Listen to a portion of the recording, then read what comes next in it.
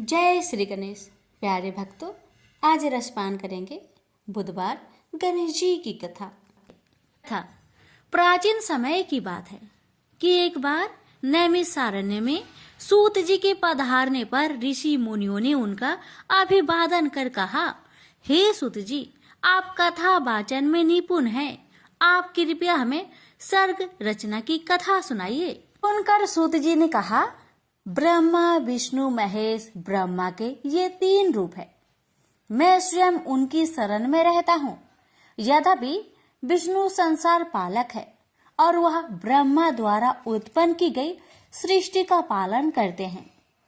ब्रह्मा ने ही सुर असुर प्रजापति तथा अन्य योनिज और अयोनिज सृष्टि की रचना की है। रुद्र अपने संपूर्ण कल्याणकारी कृत्य से सृष्टि की परिवर्तन का आधार प्रस्तुत करते हैं। पहले तो मैं तुम्हें बताऊंगा कि किस प्रकार प्रजाओं की सृष्टि हुई और फिर उनमें सर्वश्रेष्ठ देव भगवान गणेश का आविर्भाव कैसे हुआ। सृष्टि रचयिता ब्रह्मा ने जब सबसे पहले सृष्टि की रचना की तो उनकी प्रजा नियमानुसार पथ में प्रवृत्त नहीं हुई। वह सब अलिप्त रह गए। इस कारण ब्रह्मा ने सबसे पहले तामसी सृष्टि की, फिर राजसी, फिर भी इच्छित फल प्राप्त नहीं हुआ। जब राजोगुण ने तमोगुण को ढक लिया तो उससे एक मिथुन की उत्पत्ति हुई। ब्रह्मा के चरण से अधर्म और शीर्ष से मनुष्य ने जन्म लिया। ब्रह्मा ने उस मलिन देह को 2 भागों में विभक्त कर दिया, एक पुरुष और एक स्त्री। स्त्री का नाम शतरूपा हुआ। उसने स्वयंभू मनु का पति के रूप में वरण किया और उनके साथ रमन करने लगी। रमन करने के कारण ही उसका नाम रति हुआ। फिर ब्रह्मा ने विराट का सृजन किया, तब विराट से बैराज मनु की उत्पत्ति हुई। फिर बैराज मनु और शतरूपा से प्रियव्रत और तानपाद 2 पुत्र उत्पन्न हुए और आकुति तथा प्रसूति नाम की 2 पुत्रियां उत्पन्न हुई। इन्हीं 2 पुत्रियों से सारी प्रजा उत्पन्न हुई। मनु ने प्रसूति को दक्ष के हाथ में सौंप दिया। जो प्राण है वह दक्ष है और जो संकल्प है वह मनु है। मनु ने रुचि प्रजापति को आपूति नाम की कन्या भेंट की। फिर इनसे यज्ञ और दक्षिणा नाम की संतान हुई। दक्षिणा से 12 पुत्र उत्पन्न हुए जिन्हें यम कहा गया। इनमें श्रद्धा, लक्ष्मी आदि मुख्य हैं। फिर इनसे यह विश्व आगे विकास को प्राप्त हुआ। अधर्म को हिंसा के गर्भ से निर्गति उत्पन्न हुई और अनिध नाम का पुत्र उत्पन्न हुआ। फिर इसके बाद यह वंश क्रम बढ़ता गया।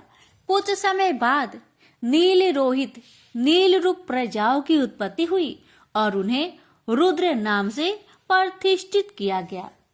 रुद्र ने पहले ही बता दिया था कि यह सब सत रुद्र नाम से विख्यात होंगे। यह सुनकर ब्रह्मा जी प्रसन्न हुए और फिर इसके बाद उन्होंने पृथ्वी पर मैथुनी सृष्टि की प्रारंभ करके शेष प्रजा की सृष्टि बंद कर दी। सूत जी के वचन सुनकर ऋषि मुनियों ने कहा, हे सूत जी, आपने हमें जो बताया है उसमें हमें बड़ी प्रसन्नता हुई है। आप कृपा करके हमें हमारे पूजनीय देव के विषय में भी बतलाए। जो देवता हमें पूज्य हो और उसकी कृपा से हमारे और आगे आने वाली प्रजाओं के कल्याणकारी कार्य संपन्न हो। ऋषियों की बात सुनकर सूत जी ने कहा कि ऐसे देव जो केवल एक ही हैं और वह है महादेव और पार्वती के पुत्र श्री गणेश।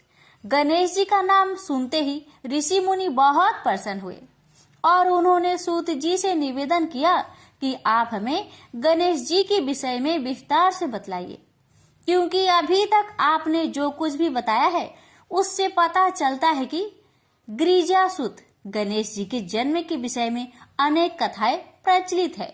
ऋषियों की बात को सुनकर सूत जी अपने आसन पर बहुत ध्यान पूर्वक बैठ गए। क्षण भर उन्होंने कुछ सोचा और फिर कहना प्रारंभ किया, नमस्तस्मै गणेशाय ब्रह्म विद्या प्रदायिने यस्याय गस्ताय नाश विघ्न सागर शोषणे। गणेश जी देवों में श्रेष्ठ देव है। जो भी कार्य उनको नमन करके प्रारंभ किया जाता है वह अवश्य सफल होता है। सूत जी ने आगे बताया, जो ऋषि मुनि मनुष्य पृथ्वी के वासी गणेशाय नमः का पाठ करके अपना कार्य प्रारंभ करते हैं उन्हें निश्चित ही अपने कार्य में सफलता मिलती है। तब मुनियों ने सूत जी से कहा, पहले तो आप कृपा करके हमें भिन्न रूपों से गणेश जी के जन्मों का वृत्तांत सुनाइए। वे तो महाप्रभु है, उनके जन्म की विभिन्न पुराणों में अलग अलग रूपों में वर्णित किया गया है। और हे सूत जी, हम सृष्टि की आदि व्यवस्था के विषय में भी आपसे जानना चाहते हैं। सूत जी ने मुनियों की जिज्ञासा जानकर कहा, पहले मैं आपको शिव जी और गणेश जी के चरित्र वर्णन से लाभ देकर यह बताऊंगा कि ब्रह्मा विष्णु और महेश भगवान रुद्र के अंग से ही रचे गए हैं। ऋषिगण बोले, कृपया यह बतलाइए कि शिव और गणेश का सर्वश्रेष्ठ रूप व चरित्र क्या है। शिव जी के पुत्र को कैसे प्रसन्न किया जा सकता है। जैसा कि आपने कहा, ब्रह्मा विष्णु और महेश भगवान रुद्र के अंग से उत्पन्न हुए, पर फिर भी महेश के पूर्णास के रूप में माने जाते हैं। सूत जी बोले, एक बार नारद जी ने भी ब्रह्मा जी से ऐसा ही प्रश्न किया था। ब्रह्मा जी ने संसार की रचना, उत्पत्ति और स्वरूप का वर्णन नारद जी से इस प्रकार किया। सृष्टि की प्रारंभिक अवस्था में जब प्रलय हुए और उस विनाश काल में स्थावर, जंगम, सूर्य, ग्रह, तारे आदि सब नष्ट हो गए तो केवल एक सद ब्रह्मा ही शेष बचे थे। उस अंधकार के साम्राज्य में सद ब्रह्मा ही मन, वाणी और इंद्रियों के ज्ञान के प्रकाश से भरे हुए थे। जो योग द्वारा ध्यान मग्न थे वे नाम रूप वर्ण सत असत और अन्य कर्मों से परे थे। ब्रह्मा जी ने नारद से कहा कि प्रलय काल के बाद सत्य ज्ञान परम तत्व वह अनंत रूप ही शिव का लिंग उस सद ब्रह्मा स्वरूप में बचा रहा। इस रूप को ही भक्त व ज्ञानी ईश्वर या भगवान के नाम से पूजते हैं। यह शिव का महान रूप ही परमेश्वर कहलाया। ये शिव ही अपने से अनस्वर शक्ति उत्पन्न करता है। परमेश्वर के इसी स्वरूप का नाम प्रकृति, माया और निर्विकार बुद्धि से जाना जाता है। प्रकृति की शक्ति रूपा अंबिका त्रिदेव जननी नित्य तथा मूल प्रकृति कहलाती है। प्रकृति देवी है, वही परमेश्वरी कहलाई। बाद में प्रकृति के अंबिका रूप में 8 भुजाएं और विचित्र मुख प्रकट हुए। संसारिक माया के संयोग से यह अन्य अनेक रूपों में बदल गई। उस पर ब्रह्मा रूप शिव के माथे पर चंद्रमा और सिर पर गंगा सुशोभित होती है। उनके 3 नेत्र, 5 मुख और 10 भुजाएं हैं, जो उनके विचित्र और शक्तिमयी पावन रूप के द्योतक है। इन्होंने हाथ में त्रिशूल ले रखा है। वे काल स्वरूप भगवान और परमेश्वर है। काशी क्षेत्र शिव ने ही अपने शिव रूप में स्थापित किया है, जहाँ सदा शिव और पार्वती दोनों निवास करते हैं। यह क्षेत्र कभी भी उनसे रहित नहीं होता। यही कारण है कि यह अत्यधिक पावन और अभिमुक्त क्षेत्र कहलाता है। ब्रह्मा जी ने नारद जी से कहा कि शिव जी की इच्छा थी कि वे सृष्टि की रचना करें, पर उन्होंने इसका दायित्व अपने ऊपर नहीं लिया। अपने दक्षिण भाग के 10 मान से एक पुरुष का आविर्भाव किया।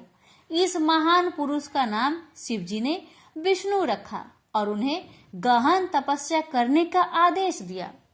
विष्णु जी बहुत समय तक तप में लीन रहे। फिर एक दिन शिव जी उन पर प्रसन्न हो गए, जिससे विष्णु जी के शरीर से अनेक जलधाराएं निकलने लगी। उन जलधाराओं को देख विष्णु जी उन पर मोहित हो गए और निश्चित होकर सो गए। नार अर्थात जल पर सोने के कारण संसार में उन्हें नारायण के नाम से पुकारा जाने लगा। उसी समय से विष्णु जी से ही सृष्टि के समस्त तत्व का जन्म और उनका विस्तार हुआ।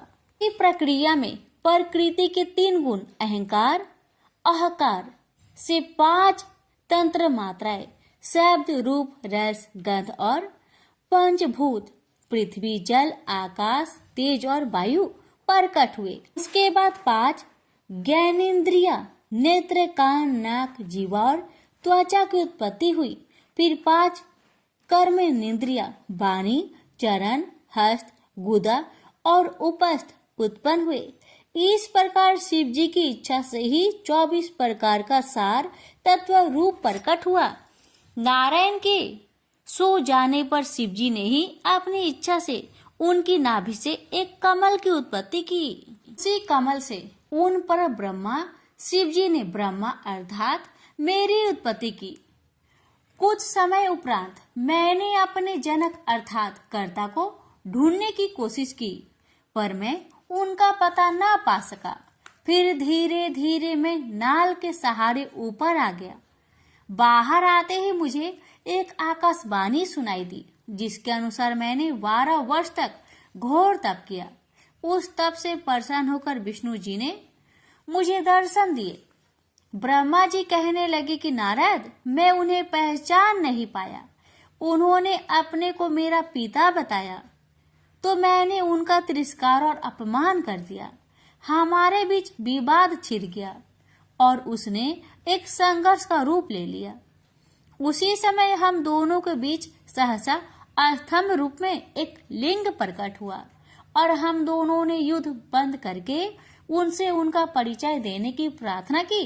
उस समय हमने ओम की गंभीर ध्वनि सुनी तथा शिवलिंग को विष्णु जी ने एक विशेष रूप में देखा। शिव जी ने अपना परिचय दिया। शिव जी के दक्षिण भाग में आकार, उत्तर भाग में उकार और मध्य भाग में मकार को देखा। सत्य आनंद रूप पर ब्रह्मा ही ओम के रूप में दिखाई दे रहा था। ब्रह्मा जी ने आगे कहा कि तभी एक महात्मा वहां आए और कहने लगे कि ओम शिव जी का ब्रह्म स्वरूप है और अगोचर, अनंत और अगम है। ओम के अ, उ और म वर्ण ब्रह्मा, विष्णु और महादेव के प्रतीक है। ये तीनों रूप ही प्रकृति में सम्मोहन, अनुग्रह और कर्मों के प्रतीक है। ब्रह्मा जी ने नारद जी से कहा, इन तीनों रूपों में आकर बीज है। उकार कारण रूपी योनि है और मकार बीजी है। महेश्वर की इच्छा से बीजी बीज योनि में गिरकर चारों दिशाओं में विकसित होने लगा। उससे एक स्वर्ण रूप अंड उत्पन्न हुआ और वह अनेक वर्षों तक जल में स्थित रहा। बाद में इसके 2 भाग हो गए। ऊपर के भाग से स्वर्गलोक की उत्पत्ति तथा निचले भाग से भूलोक प्रकट हुए। उस अंड से ही शिव जी की आविर्भाव हुआ है। ब्रह्मा शिव जी के ही तीनों रूपों ब्रह्मा, विष्णु और महेश के स्वरूप है। मैंने और विष्णु जी ने वेद मंत्रों से उनकी स्तुति और भक्ति की। शिव जी अपना दिव्य रूप कांतिमय 10 भुजा और 5 मुख लेकर सामने प्रकट हुए। उन्हें देखकर हमें बड़ा संतोष मिला। शिव जी की कृपा से ही 48 अक्षरों वाला गायत्री मंत्र, शिव मंत्र, मृत्युंजय मंत्र, चिंतामणि मंत्र तथा दक्षिण मूर्ति मंत्र उत्पन्न हुए। मैं और मेरे कर्ता विष्णु उनकी स्तुति में संलग्न हो गए। ब्रह्मा जी ने इस प्रकार नारद जी से शिव के दिव्य व महान रूप की चर्चा की। विष्णु जी की भक्ति और स्तुति से भगवान शंकर बहुत प्रसन्न हुए। तभी विष्णु जी ने उनसे पूछा कि आप किस प्रकार प्रसन्न होते हैं और आपका दिव्य रूप और चरित्र क्या है? कृपया अनुग्रह करके आपका सारा विवरण मुझे सुनाइए। भगवान शंकर ने कहा कि एक समय की बात है, नारद जी हिमालय की सुंदर कंदराओं में बैठकर घोर तपस्या करने लगे। वे ब्रह्मा शिव की भावना से समाधि में लीन हो गए और ब्रह्मा विधान को अपनाया। नारद जी के तपस्या को देख इंद्र चिंतित हुए और कामदेव से सहायता मांगी, क्योंकि इंद्र को यह डर था कि नारद तब सफलता पाकर कहीं मेरा ही पद ना छीन ले। इंद्र के कहने पर कामदेव ने अपने समस्त क्रियाकलापों द्वारा नारद जी के तपस्या क्षेत्र में जाकर उनकी तपस्या भंग करने का अथक प्रयास किया, पर नारद जी तनिक सा भी विकार उत्पन्न न हुआ। शिव जी ने भी नारद के तप को बनाए रखने में कामदेव के प्रयासों को असफल कर दिया और वह सारा क्षेत्र कामदेव के प्रभाव से रहित कर दिया। अंततः नारद जी अपनी तपस्या में सफल हो गए। तब कामदेव की असफलता का समाचार इंद्र को मिला तो वह स्वयं नारद जी की प्रशंसा करने के लिए उनके पास गए। नारद जी में भी काम और गर्व की भावना उत्पन्न हो गई और वे शिव जी के पास जाकर अपनी काम विजय की स्वयं प्रशंसा करने लगे। शिव जी ने नारद जी को आत्म प्रशंसा और अपना प्रचार न करने की सलाह दी, पर नारद जी ने उनका यह परामर्श नहीं माना। शिव जी के पास से नारद जी ब्रह्मा के पास चले गए। हाँ भी उन्होंने अपनी काम विजय की प्रशंसा की। उसके बाद भ्रमण करते हुए वे विष्णु लोक भी गए। सब स्थानों पर जाकर अहंकार बस काम विजय की कथा सुनाई। विष्णु लोक में नारद जी का भरपूर स्वागत हुआ। उनके ज्ञान, वैराग्य और तप की प्रशंसा की गई और मन ही मन शिव जी की स्तुति भी। परंतु नारद जी का अहंकार और मद इतना बढ़ रहा था कि उसका नाश होना अवश्य हो गया। विष्णु जी और शिव जी ने मिलकर उनके अहंकार को नष्ट करने हेतु एक योजना बनाई। नारद जी के मार्ग में उन्होंने एक सुंदर नगर बसाया। उसके शासक निधि की अनुपम सौंदर्यमयी कन्या का स्वयंवर करवाया गया। भ्रमण करते करते जब नारद जी वहां पहुंचे तो उस आदित्य रूपसी कन्या ने उन्हें प्रणाम किया। नारद जी उस सुंदर कन्या पर शीघ्र ही मुग्ध हो गए। उस कन्या की भाग्य रेखाओं में नारद जी ने पढ़ा कि उसका पति अजय होगा। बस फिर क्या था, वे उसे पाने को लालायित हो उठे। उसे प्राप्त करने की तीव्र इच्छा लेकर वे विष्णु जी के पास गए। उन्होंने उस कन्या को वरण करने की बात विष्णु जी से कही और साथ ही उनका रूप मांगा। तब विष्णु जी ने प्रसन्न होते हुए नारद जी को वानर रूप देकर उनका मोह भंग करने का प्रयास किया। नारद जी वानर रूप लेकर निधि के यहाँ स्वयंवर में जा उपस्थित हुए। नारद जी खुशी खुशी स्वयंवर के स्थान पर पहुँचे। शिव जी की अद्भुत शक्ति के कारण वहां उपस्थित राजाओं ने नारद जी को उनके वास्तविक रूप में ही देखा। शिव जी के दो गण भी वहां ब्राह्मण भेष में उपस्थित थे। वे गण नारद जी से परिहास करने लगे। जब शील निधि की कन्या वरमाला लेकर स्वयंवर में आई तो वे उसे उचक उचक कर देखने लगी। वह रूपसी कन्या उन्हें देखकर चिंतायुक्त हो गई। कन्या ने जैसे ही द्वार पर देखा तो भगवान विष्णु अपने अनुपम रूप में वहां आकर खड़े थे। कन्या ने शीघ्र से वरमाला उनके गले में डाल दी। यह सब देखकर नारद बहुत दुखी हुए तथा शिव गणों के कहने पर उन्होंने जल में अपना प्रतिबिंब देखा। बस फिर क्या था, नारद जी क्रोध व दुख से पीड़ित सीधे विष्णु जी के पास जा पहुंचे और स्त्री वियोग से दुखी रहने का श्राप उन्हें दे दिया। साथ ही ये भी कह दिया कि इस दुख को दूर करने के लिए आपको वानरों की सहायता लेनी पड़ेगी। शिव जी के माया चक्र को समझते हुए विष्णु जी ने उस श्राप को भी सिरोधार्य कर लिया। नारद जी के घमंड को चूर चूर करने के लिए ही शिव जी ने अपना माया जाल फैलाया था। जैसे ही नारद जी को अपनी स्थिति का ज्ञान हुआ तो वे अपने आचरण के लिए विष्णु जी के चरणों में गिरकर क्षमा मांगने लगे। भगवान शंकर का माया जाल भी नारद जी की समझ में आ गया। नारद जी को यह जानकर बहुत आश्चर्य हुआ कि भगवान त्रिपुरारी के आदेश पर ही ब्रह्मा, विष्णु तथा अन्य देवता कार्य करते हैं। शिव ही आदि और मूल रूप है। वही तीनों रूपों में प्रख्यात है। सृष्टि के जन्मदाता ब्रह्मा, पालन करता विष्णु और संहार करता महेश या रुद्र। शिव जी को रुद्राक्ष और भस्म धारण करके पूजने से वे प्रसन्न होते हैं तथा साधक का अज्ञान भी दूर होता है। भगवान नारायण ने कहा, हे मुनिवर, आप शिव जी के शरण में जाइए, वह आपका कल्याण जरूर करेंगे। ब्रह्मा जी से शिव स्त्रोत का पाठ सुनिए और शिव जी की वंदना कीजिए। नारद जी ने ब्राह्मण वेशधारी गणों को भी देखा।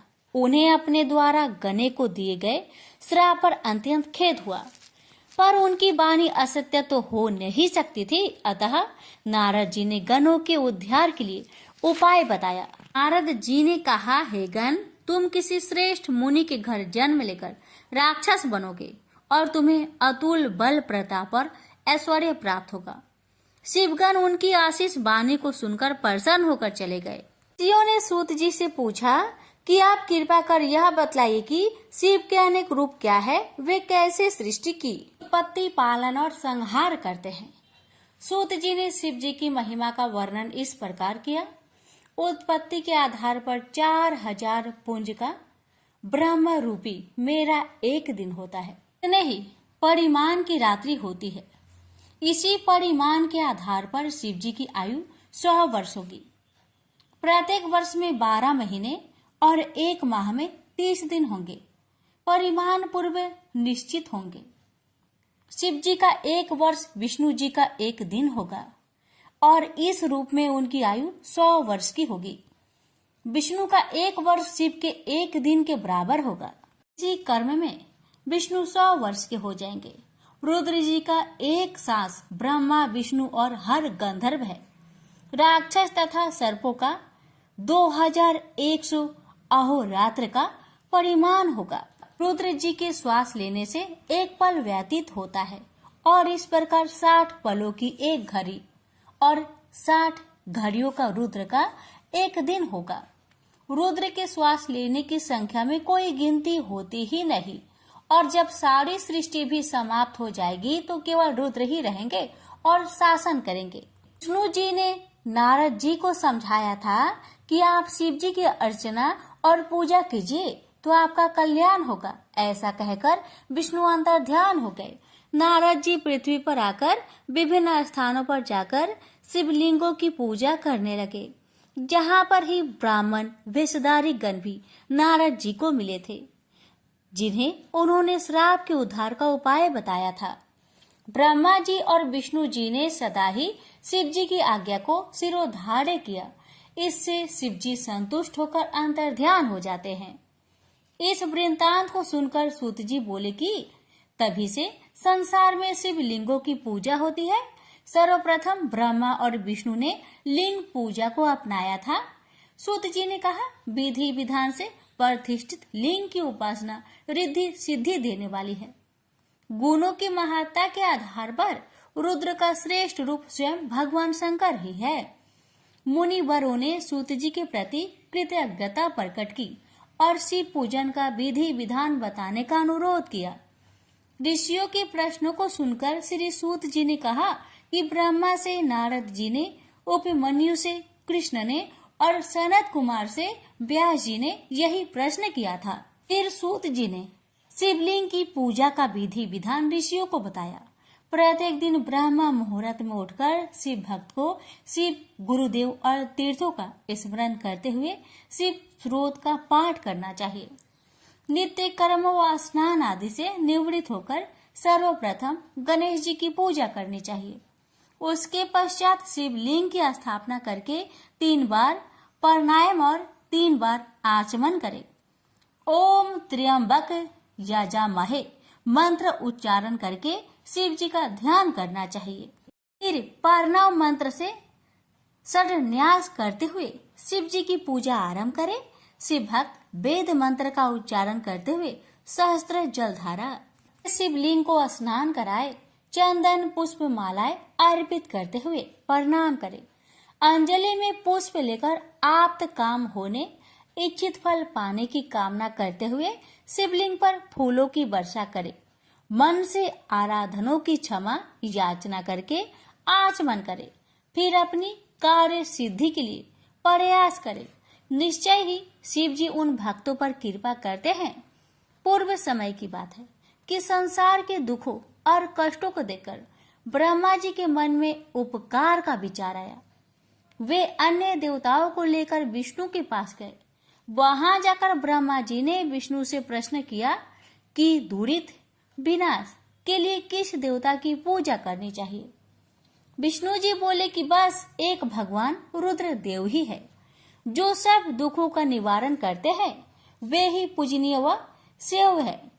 शिव जी की पूजा से मनुष्य के सभी दुरित नष्ट होते हैं और सुख व मुक्ति के मार्ग सुलभ हो जाते हैं। फिर विश्वकर्मा जी ने विष्णु जी के आदेश से अनेक शिवलिंगों की रचना की और उन्हें विभिन्न देवताओं को दे दिया। जब देवताओं को शिवलिंग की प्राप्ति हो चुकी तो विष्णु जी ने ब्रह्मा की प्राप्ति के लिए प्रतिमा पूजन की साधन बताया। जैसे जड़ को सींचने से शाखाएं हरी भरी हो जाती है, वैसे ही शिवलिंग की पूजा से सभी देवता प्रसन्न हो जाते हैं। विष्णु जी से यह जानकर देवतागण अपने अपने धाम को लौट आए और एकचित होकर निष्ठा पूर्वक शिवलिंग की पूजा करने लगे। ब्रह्मा जी ने नारद से यह भी कहा कि इन पत्र पुष्पों से शिव जी की पूजा करने से क्या फल मिलता है। लक्ष्मी प्राप्ति के लिए शिव की पूजा कमल पत्र, शंख पुष्प और बेल पत्र से करनी चाहिए। 50 कमल पुष्पों से शिव पूजन रोग निवारक होता है। 1 सहस्त्र कमलों की पूजा भाग्यदायक होती है। मुक्ति के इच्छुक को कुशा से, आयु के इच्छुक को ध्रुवा से तथा पुत्र के इच्छुक को धतूरे से शिवलिंग की पूजा करनी चाहिए। शत्रु नाशक के लिए शिव जी की पूजा आग के फलों से करनी चाहिए। प्रताप का इच्छुक भी आग से पूजा करे। कनेर के पुष्पों से की गई पूजा दरिद्रता दूर करती है। हर श्रृंगार के पुष्पों से की गई पूजा सुख समृद्धि प्रदान करती है। शत्रु की मृत्यु के लिए राई के पुष्पों से पूजा करनी चाहिए। की और चंपा के पुष्प शिव पूजा का विधान से बहिष्कृत है। ऋषियों ने सूत जी से पूछा कि शिव जी अंतर्ध्यान कैसे हो गए, तो उन्होंने कहा कि नारद जी ने भी ब्रह्मा से यही प्रश्न किया था। तब ब्रह्मा जी ने बताया कि शिव जी के अंतर्ध्यान होने पर मैंने हंस का और विष्णु जी ने वरा का रूप धारण कर लिया और सृष्टि की रचना पर विचार करने लगे। हंस और वरा का रूप धारण करने का कारण भी ब्रह्मा जी ने बताया। हंस की गति सदैव ऊपर जाने की और वराह की गति सदैव नीचे जाने की होती है। नारद जी के जिज्ञासु दृष्टि को देख ब्रह्मा जी ने उन्हें समझाया कि हंस में क्षीर नीर जैसी विवेक बुद्धि और अतत्व ज्ञान की अद्भुत शक्ति है। हंस ही ज्ञान अज्ञान के निर्धारण में सर्वाधिक सक्षम है। वरा के नीचे जाने की निश्चल गति होती है। अतः विष्णु जी ने उसका रूप धारण कर लिया।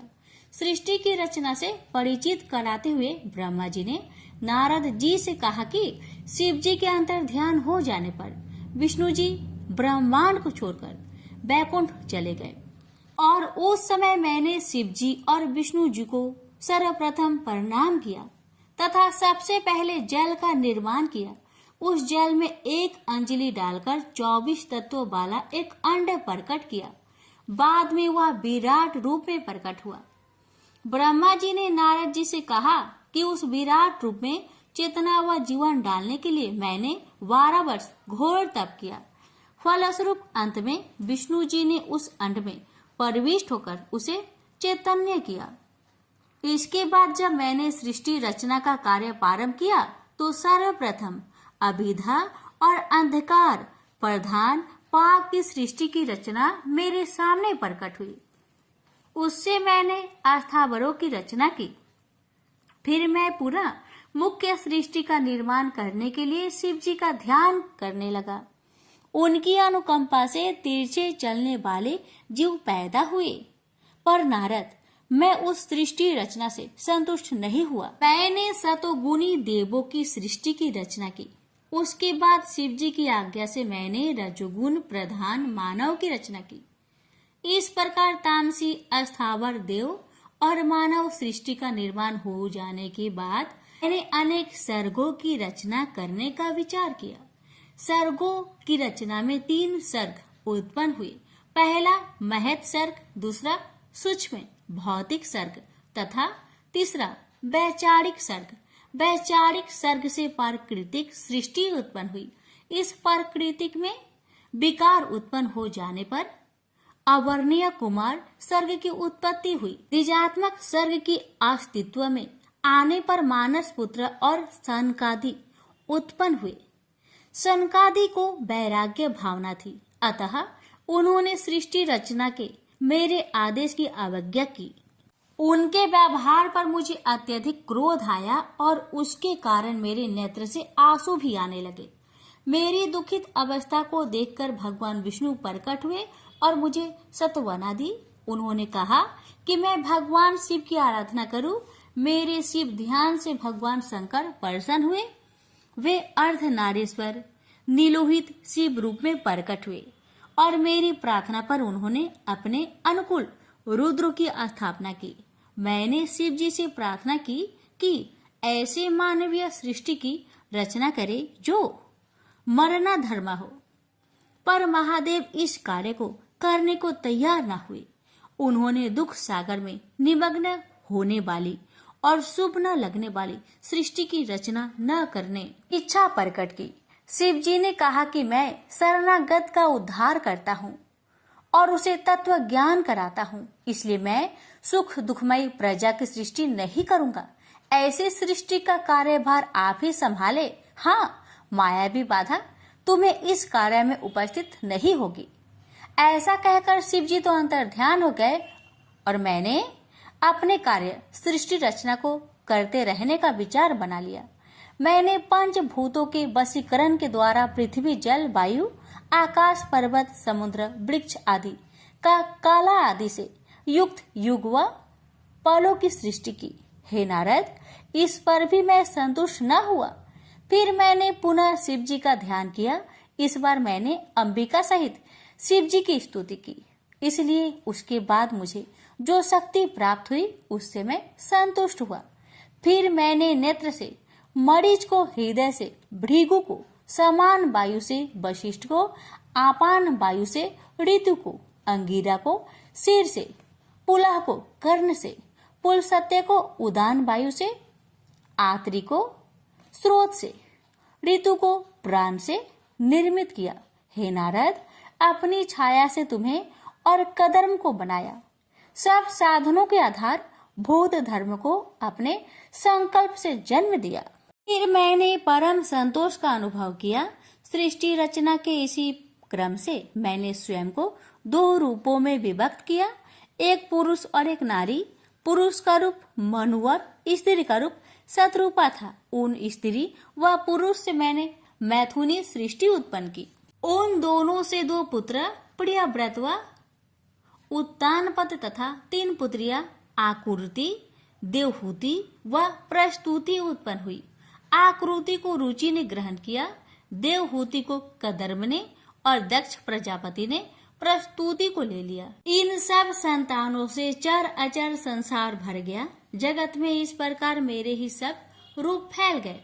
आकृति से दो संतान उत्पन्न हुई, दक्षिण और यज्ञ। फिर यज्ञ ने दक्षिण के 12 पुत्र को जन्म दिया। देवहूति से भी अनेक संतानें उत्पन्न हुई। दक्ष ने 24 कन्याओं को जन्म दिया, जिनमें श्रद्धा, लक्ष्मी, धृति, पुष्टि, मेधा, क्रिया, बुद्धि, लज्जा, वायु, शांति, सिद्धि और कृति, इनको उन्होंने यमराज को दे दिया। इस अन्य पुत्रियां पिता को सौंप दी, जिनके नाम ख्याति, स्मृति, प्रति, क्षमा, संतति, अनुरूपा, स्वाहा, स्वाधा, भृगु, भव, मरीच, अंगिरा, पुलसत्य, ऋतु, अत्रि, वशिष्ठ, बन्य आदि थे। इन सब की उत्पत्ति के बाद तो शिव जी की ऐसी कृपा हुई कि सृष्टि में असंख्य जीव व जातियां उत्पन्न हुई, जिनमें ब्राह्मण की सर्वोत्कृष्ट जाति है। ब्रह्मा जी ने नारद जी को शिव के और भी रूपों का वर्णन करते हुए कहा कि निर्गुण भगवान शिव का बाया अंग विष्णु है। मैं ब्रह्मा उनका स्वयं अंग हूँ और उनका हृदय रुद्र है। इसी क्रम से 3 गुण सत्व, रज और तम की स्थिति जानी जाती है।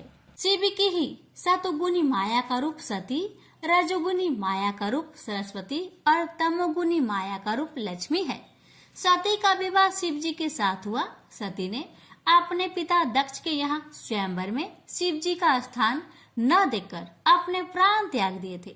देवताओं के आग्रह पर फिर सती ने हिमाचल के गर्भ जन्म लिया, जिसका नाम पार्वती था। पार्वती ने तपस्या करके फिर से शिव जी को प्राप्त किया। शिव जी के विषय में अनेक बातें जान लेने पर भी नारद जी ने कहा, हे पूज्य पितामह ब्रह्मा, क्या आप मुझे शंकर जी के हिमालय गमन व कर्मों के बारे में बताने की कृपा करेंगे? ब्रह्मा जी ने कहा कि पूर्व समय में कौंपिल्य नगर में यज्ञदत्त नाम का पुरोहित रहता था, जो वेदांत का ज्ञाता और महान विद्वान था। वह अपनी विद्वानता के लिए प्रसिद्ध था। उसकी महानता का यश चारों ओर फैला था। गुणनिधि नाम का उसका एक पुत्र था। गुणनिधि का चरित्र अपने पिता के बिल्कुल विपरीत निकला। बचपन से ही गुणनिधि बुरी संगत में पड़ गया। जुआ, चोरी और नशे के दुर्गंध उसमें पड़ गई। वह जुआ खेलने के लिए घर का सामान चुरा चुरा कर ले जाने लगा। गुणनिधि की माता ने यह सब उसके पिता से छिपाया। जब भी यज्ञदत्त अपने पुत्र के विषय में कोई बात पूछता अथवा कहता तो वह कह देते कि गुणनिधि देव पूजन, विद्या अध्ययन और सत्कर्मों में लगा है। गुणनिधि की वयस्क होने पर उसका विवाह हुआ, पर माता के बार बार समझाने पर भी उसने अपने दुष्कर्म नहीं छोड़े। वह और अधिक जुआ व मदिरापान करने लगा। माता ने कहा, पुत्र, यदि राजा को तुम्हारे दुष्कर्म का पता चल गया तो वे तुम्हारे पिता को आजीविका से निकाल देंगे, जिसके कारण तुम्हारे पिता को अत्यधिक दुख व कष्ट होगा। लेकिन पुत्र ने माता का कहना भी नहीं माना। जब भी यज्ञदत्त ने पुत्र के विषय में जानकारी लेनी चाहिए, माता बहाने बनाकर बात टाल देती। प्रतिदिन वह घर के आभूषण बेचकर जुआ खेलता रहता। माँ सिर पीट लेती। काश मैंने उनसे कुछ न छिपाया होता। एक दिन यज्ञदत्त ने अपने एक मूल्यवान अंगूठी एक जुआरी के हाथ में देखी। पूछने पर जुआरी ने गुणनिधि का सारा भेद खोल दिया। इससे पिता को अत्यधिक शोभ व खेद हुआ। पिता ने घर आकर पत्नी से उसी अंगूठी की मांग की। पत्नी तरह तरह के बहाने बनाने लगी। यज्ञदत्त ने पत्नी को डांटा और बुरा भला कहा। कि यज्ञदत्त ने कहा कि इससे तो मैं पुत्रहीन होता तो भला था। अपने पिता के विवशता भरे आंसू देखकर गुणनिधि को बड़ी लज्जा आई और वह चिंता से भर गया। इसी गलाने में वह घर छोड़कर कहीं चला गया। भूखा प्यासा अपने किए पर पश्चाताप करने लगा। घूमते घूमते वह एक नगर पहुंचा। शिवरात्रि का दिन था। शिव भक्त शिवालय की ओर जा रहे थे। गुणनिधि भी उनका पीछा करते करते शिवालय पहुंचा। शिव भक्त पत्र, पुष्प और मीठे भोजन से भगवान शंकर की पूजा अर्चना करने लगे। गुणनिधि छिपा छिपा सब देख रहा था। वह भूख व प्यास से व्याकुल था, अतः सुगंधित भोजन ने उसे आकर्षित किया। जब शिव भक्त नित्य गायन आदि समाप्त करके सो गए तो गुणनिधि ने अपने दुपट्टे की रस्सी बनाई और दीपक में जलाकर शिव जी के लिए निर्मित वस्तुओं को लेकर भागने की चेष्टा की। अभी उसका पैर एक शिव भक्त से जा टकराया। वह चिल्ला उठा, चोर चोर, पकड़ो पकड़ो। इसी पकड़ ढकर में गुणनिधि की मृत्यु हो गई। यमराज के यमदूत उसे पकड़ने आए तो शिवगणों ने उन्हें गुणनिधि को ले जाने से रोका और उसे शिवलोक ले जाने लगे। यमदूतों व गणों में काफी विवाद हुआ। गुणनिधि के पाप कर्मों से यमदूतों ने शिवगणों को अवगत कराया, परंतु शिवगणों ने कहा कि इसने श्रद्धा पूर्वक शिव पूजन देखा है, कीर्तन भजन सुना है, अपने दुपट्टे से दीपदान किया है, अतः इसके पाप कर्म समाप्त हो गए। यमदूतों ने अपनी पराजय स्वीकार कर ली। यमदूत धर्मराज के पास गए और समूचा वृत्तांत उन्हें कह सुनाया। धर्मराज भी कहने लगे कि मैं अपनी सब आज्ञाओं का उल्लंघन सहन कर सकता हूँ, पर विभूतिधारी, रुद्राक्षधारी, त्रिपुंडधारी शिव में आसक्त रखने वाले व्यक्ति को कभी भूल कर भी यहाँ न लाना। जो शिव जी में आस्था रखता है उसे सदा शिवलोक में भेजने की मेरी अस्थायी आज्ञा है। शिवलोक में पहुंचकर काफी समय तक गुणनिधि सुख भोगता रहा। उसके बाद कलिंग नरेश आदि रम के घर दम नामक पुत्र के रूप में उत्पन्न हुआ। वह बालपन से ही शिव जी की आराधना करने लगा। वह इतना पक्का शिव भक्त हुआ कि पिता की मृत्यु के बाद दम यानी गुणनिधि ने देवालय में दीपदान का राजकीय आदेश दे दिया। मृत्यु के उपरांत वही दम शिव जी की कृपा से अलका देश का शासक बना, जो पिछले जन्मों में गुणनिधि था। अलका प्रदेश का राजा बनने के बाद गुणनिधि निरंतर शिव जी की आराधना में लीन रहने लगा। उसने 12,000 वर्षों तक तप करके शिव जी को ऐसे प्रसन्न किया कि वे उसे देवी अंबिका सहित वरदान देने अलकापुरी आए। तब भगवान शिव ने ध्यान मग्न अपने भक्त गुणनिधि को आंखें खोलने के लिए कहा। गुणनिधि ने अपने नेत्र खोलकर भगवान शंकर व माता पार्वती के दर्शन किए। भगवती उमा के अनुपम रूप, सौंदर्य और सौभाग्य को देखकर गुणनिधि को विस्मय हुआ। उसकी कुदृष्टि माता पर पड़ी।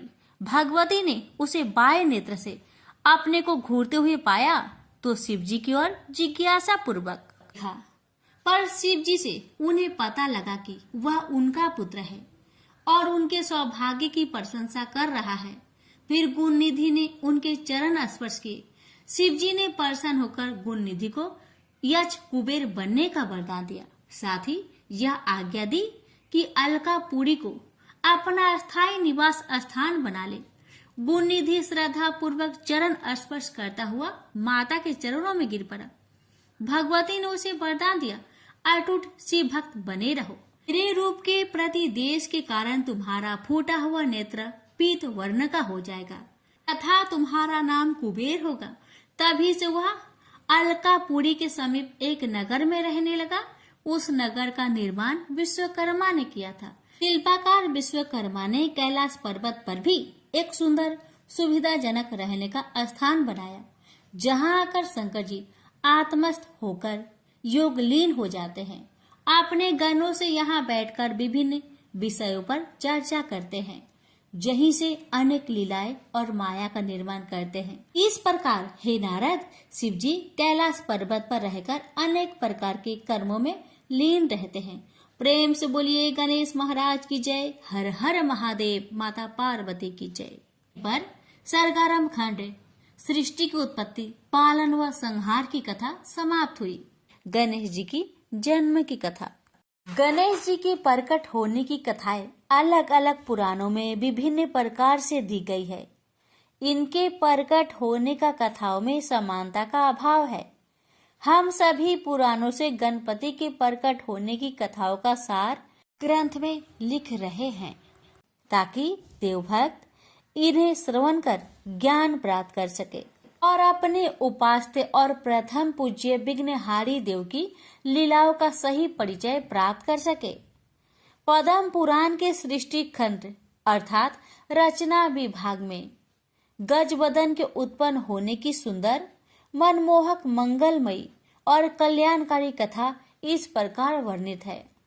हिमालय की पुत्री पार्वती के विवाह संस्कार के बाद भगवान शंकर अपनी अति स्नेहमयी गिरिजा को अनेक रमणीय, आकर्षक और एकांत वन उपवनों में विहार के लिए ले गए।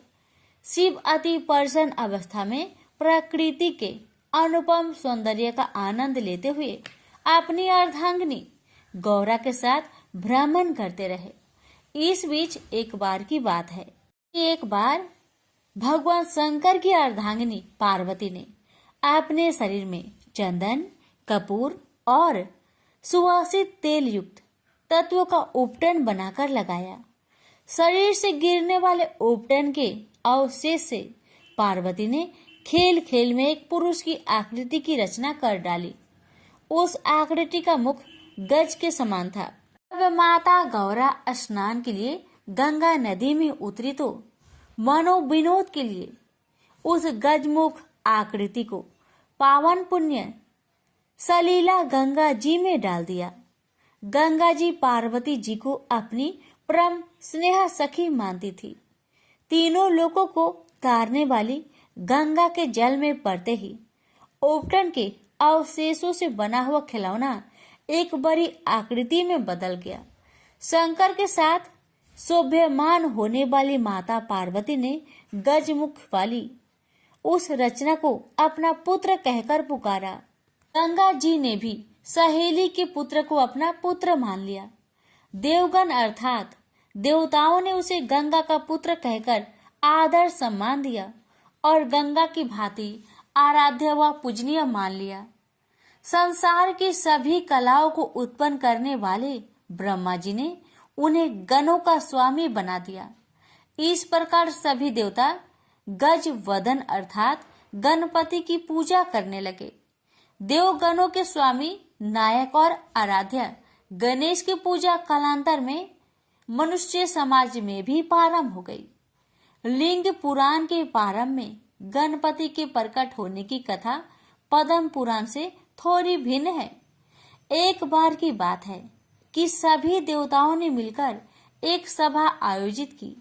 उस सभा में यह विचार रखा गया कि असुर सदा ही देवताओं को सताते व युद्ध करते रहते हैं। क्या ही अच्छा हो कि हमारे साथ कोई ऐसा बढ़िया शक्ति लग जाए जिससे देवता असुरों को पराजित कर सके। शिव जी असुरों का पक्ष लेते हैं और उनकी आराधना से शीघ्र ही प्रसन्न हो जाते हैं। उनके वरदान से असुर देवताओं को युद्ध में पराजित कर देते हैं। देवताओं ने सोचा कि जब शिव स्वयं देवता हैं, तो हम भी क्यों ना उस अत्यंत विध्वंसकारी बैल की सवारी करने वाले और चार मुख वाले देवता की आराधना करके मनोवांछित फल प्राप्त करें। जब शंकर जी असुरों की प्रार्थना को शीघ्र व सहर्ष स्वीकार कर उन्हें मोनो अनुकूल वर देते हैं, तो क्या देवताओं को नहीं देंगे।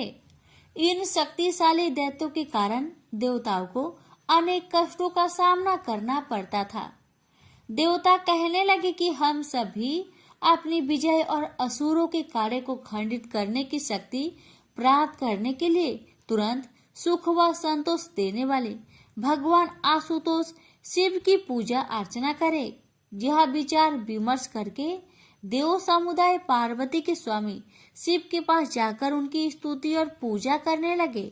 अत्यंत शीघ्र प्रसन्न होने वाले भोले शंकर उनकी प्रार्थना से बेहद प्रसन्न हुए और देवताओं से बोले कि हे देवगण, आप कोई भी इच्छित वर मांग सकते हैं, मैं आप पर अत्यधिक प्रसन्न हूँ।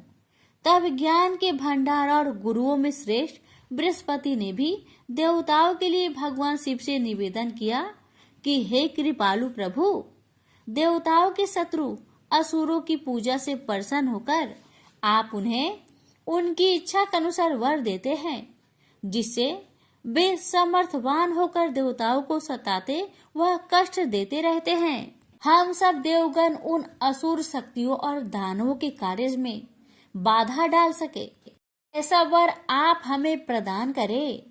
परम संतोषी विशाल व उदार हृदय वाले भगवान आशुतोष अर्थात शिव ने तथास्तु कहा और सूर समूह को आश्वस्त किया और उनकी मनोकामना पूर्ण की। देवताओं द्वारा भगवान शिव की आराधना करने के कुछ वर्षों के उपरांत गणेश जी के प्रकट होने की कथा इस प्रकार से है। अब लोकों के ईश्वर स्वामी शिव जी की पत्नी पार्वती के सामने एक विशालकाय रूप प्रकट हुआ, जो ब्रह्म स्वरूप और सभी अंगों से सबसे बड़ा था, जिसे श्री गणेश के नाम से पुकारा गया। उस महान तेजस्वी दीर्घ बलिष्ठ और प्रतापी बालक का मुख हाथी जैसा था। उस बालक के एक हाथ में त्रिशूल और दूसरे हाथ में पास था। सब विघ्न बाधाओं का नाश करने वाले इस अवतार का धरती पर जन्म होते ही देवताओं में हर्ष की लहर दौड़ गई। खुशी के मारे सूर्य देवलोक से गजानन पर फूलों की वर्षा करने लगे और बार बार उनके चरणों में प्रणाम करते और प्रसन्नचित हो जाते थे। तीनों लोगों का कल्याण करने वाली हिमालय की पुत्री करुणा व दया की मूर्ति गौरा ने गजानन को अपना पुत्र मान लिया और उन्होंने अपने प्रिय पुत्र को बड़े सुंदर, आकर्षक और विचित्र आभूषण व वस्त्र आदि पहनाए। देवताओं में भी देवतुल्य भगवान शंकर ने अपने प्राण प्रिय पुत्र के लिए अन्य धार्मिक और जात कर्म संस्कार करवाए। महादेव ने अपने पुत्र गणेश से कहा कि पुत्र, तुम्हारा जन्म देवताओं की रक्षा के लिए हुआ है। तुम्हें दैत्यों का नाश करना है। ब्राह्मणों और ब्रह्मा को मानने वाले संतों के उपकार व भलाई के लिए तुमने अवतार लिया है। यदि धरती पर कोई दक्षिणा रहित यज्ञ, हवन, पूजन करे तो खुद जाकर उस कार्य के मार्ग में रुकावट यानी विघ्न उपस्थित करो, क्योंकि धर्म कार्य पूर्ण विधि पूर्वक होना चाहिए। दक्षिणाहीन यज्ञ करने वाले यज्ञकर्ता के कार्य में विघ्न डालकर उसे स्वर्ग न जाने दो। आगे भगवान शंकर कहने लगे कि जो भी संसार में गलत ढंग से या अन्यायपूर्ण कार्य करता है, तुम उसके प्राणों का नाश करो। जो गलत तरीके से अध्ययन, अध्यापन, व्याख्यान या अन्य धार्मिक कार्य करता है, हे गणेश, तुम उसके प्राणों का हरण करते रहो। जो व्यक्ति या स्त्री पुरुष वर्ण, धर्म और जाति के प्रति कर्तव्य पालन व धर्म पालन में निष्ठा न रखते हो और स्वधर्म से विमुख होकर चले, तुम उनके प्राणों का हरण करते रहो। हे शिव पुत्र गजानन, जो स्त्रियां नित्य प्रति तुम्हारी विधि पूर्वक पूजा अर्चना करे, उन्हें अपनी सम्मता प्रदान करो। हे मानवों से श्रेष्ठ गणपति, तुम अपने भक्तों की सदा रक्षा करो। इस लोक और परलोक में अपने भक्तों की रक्षा करना तुम्हारा धर्म है। विघ्न बाधाओं को दूर करने वाले, जीवन को मंगलमय बनाने वाले, प्रदा स्मरणीय गणेश, तुम सदा तीनों लोकों में पूजनीय ही रहो। चतुर्मुख शिव जी ने गणेश जी से आगे ये भी कहा कि जो मेरी चक्रधारी विष्णु की अथवा परमेश्वर ब्रह्मा जी की यागों द्वारा अथवा ब्राह्मणों के मध्य से पूजा करते हैं, उन्हें सबसे पहले तुम्हारी पूजा करनी होगी। सभी धार्मिक कर्म कांड और मंगलकारी कार्यों में सर्वप्रथम तुम ही पूजे जाओगे। गणपति, तुम्हारी पूजा किए बिना जो भी शुद्ध कर्म या कल्याणकारी कार्य अथवा कर्मों का अनुष्ठान करेगा, उसका मंगल भी अमंगल में बदल जाएगा, उसके शुभ कर्म भी अशुभ हो जाएंगे। वर्ण व्यवस्था में कथित चारों जातियों ब्राह्मण, क्षत्रिय, वैश्य और शूद्र द्वारा भी सभी कार्यों की सिद्धि के लिए सर्वप्रथम तुम ही पूजे जाओगे। यह तुम्हारे लिए मेरा अटल आशीर्वाद है। भगवान गजानन की पूजा विधि का वर्णन करते हुए परमपिता शंकर ने कहा कि तीनों लोकों में मनुष्य देवता तुम्हारी पूजा किए बिना कुछ भी प्राप्त नहीं कर सकेंगे। चंदन, धूप, दीप, फल फूल और अक्षत आदि को उपहार स्वरूप चरणों में आशीर्वाद कर ही वे कुछ प्राप्त कर सकेंगे, अन्यथा नहीं। संसार में जो भी तुम्हारी पूजा करेंगे वे इंद्र और अन्य देवताओं के द्वारा भी पूजे जाएंगे। मनुष्य समाज और देव समाज में जो फल की कामना से ब्रह्मा, विष्णु इत्यादि की पूजा करेंगे लेकिन तुम्हारी पूजा नहीं करेंगे, उन्हें तुम विघ्न बाधा पहुंचाकर कष्ट दोगे। तुम्हारी सर्वप्रथम पूजा के बिना तीनों लोकों में किसी के भी कल्याणकारी कार्य सिद्ध नहीं होंगे। महात्मा शिव का आशीर्वाद पाकर पार्वती पुत्र गणपति ने विघ्न गणों को उत्पन्न किया। सबके हृदय में निवास करने वाले शिव जी के चरण में अपने गणों के साथ जाकर प्रणाम किया और उनसे आशीर्वाद प्राप्त किया। हे मुनियों, गणेश जी के उत्पन्न होने की एक और कथा बड़ी रोचक और मनोहारी है। एक समय की बात है कि देवी पार्वती अपने आराध्य स्वामी शंकर के साथ कैलाश पर्वत पर रह रही थी। भगवती गिरिजा की दो प्रिय सखियां भी उनके साथ थी, जिनका नाम क्रमशः विजया और जया थे। नारायणी पार्वती एक दिन अपनी सखियों के साथ बैठी मनोविनोद में व्यस्त थी कि दोनों सखियां कहने लगी कि हे भगवती, सभी गण महेश्वर शिव जी के हैं, आपके नहीं। नंदी, भृंगी, अन्य सभी गण भगवान शंकर की सेवाओं के लिए तत्पर रहते हैं। तुरंत मनोकामना पूर्ण करने वाले भगवान आशुतोष अपने गणों की भक्ति और सेवा से अत्यधिक प्रसन्न हैं। वे गण अपनी अनन्य भक्ति सेवा के कारण ही द्वारपाल बने हुए हैं। यह बात ठीक है कि वे गण हमारे भी सेवक है, पर फिर भी हमारी इच्छा है कि हमारे लिए भी आप एक गण बना दीजिए जो सदा हमारी आज्ञा अनुसार हमारी सेवा में उपस्थित रहे। एक दिन शिव जी की गण नंदी स्नानागार के द्वार पर खड़ा था और माँ गौरा स्नानगार में जल क्रीड़ा कर रही थी। पार्वती निश्चित होकर स्नान कर रही थी कि शत्रुओं के नाशक भगवान शंकर अपनी परम प्रिया पार्वती के पास जाने हेतु स्नानगार के द्वार पर पहुंचे। शिव जी के अनन्य उपासक नंदी ने कहा कि माँ पार्वती स्नान कर रही है, आप अंदर नहीं जा सकते। भूत प्रेत महात्माओं में भी पूजनीय भोले शंकर ने नंदी का कहना नहीं माना और अंदर चले गए। शिव प्रिया ने उस हाल में प्रभु शंकर को अपने इतना निकट देखा तो वे लज्जा और संकोच से अस्तमत खड़ी की खड़ी रह गई। वो बार बार यह सोचकर हैरान हो रही थी कि द्वार पर नंदी द्वारपाल बने खड़े हैं। उनके होते हुए त्रिलोकी के स्वामी मेरे आराध्य यहाँ कैसे पहुंचाए? उनके मन में शिव जी के गणों के प्रति जो भरोसा था उसमें उन्हें कुछ संदेह होने लगा। सोचने लगी कि ये तो केवल भगवान आशुतोष के ही सेवक है। बस फिर क्या था, उन्होंने तुरंत अपनी स्वर्णगुण संपन्न मनोविनोदिनी सखियों के हास प्रयास की बात याद आ गई। पार्वती जी सोचने लगी कि जया और विजया ठीक ही कहती थी कि ये गण तो केवल मेरे प्रभु शंकर जी की कृपा के कारण ही मेरे द्वारपाल बने हुए हैं। वे मन ही मन विचार करने लगी कि यदि मेरा कोई अपना गण होता तो क्या भगवान आशुतोष यूं यकायक स्नानगार में आ सकते थे? ये सच है कि शिव जी के गणों पर मेरा कोई अधिकार नहीं है। मुझे भी अपने पास एक ऐसा सेवक रखना है अक्षरश मेरे आदेश का पालन करे, जो हर प्रकार से गुणी और कार्य कुशल भी हो। इस प्रकार तीनों लोकों की ईश्वरीय देवी गिरिजा ने योग बल अर्थात शक्ति व सामर्थ्य से एक अनुपम गण की रचना कर डाली। वह गण सर्वगुण संपन्न था, सुडौल, विशाल, शोभायुक्त, परम बलशाली उसका शरीर था। माता पार्वती ने अपने उस गण को अनेक सुंदर और उत्तम वस्त्र व आभूषणों से सजाया और उसे पास बुलाकर कहने लगी कि आज से तुम मेरे पुत्र हो। तुम्हारे जितना प्यार, दुलारा और स्नेही मेरे लिए कोई और नहीं है।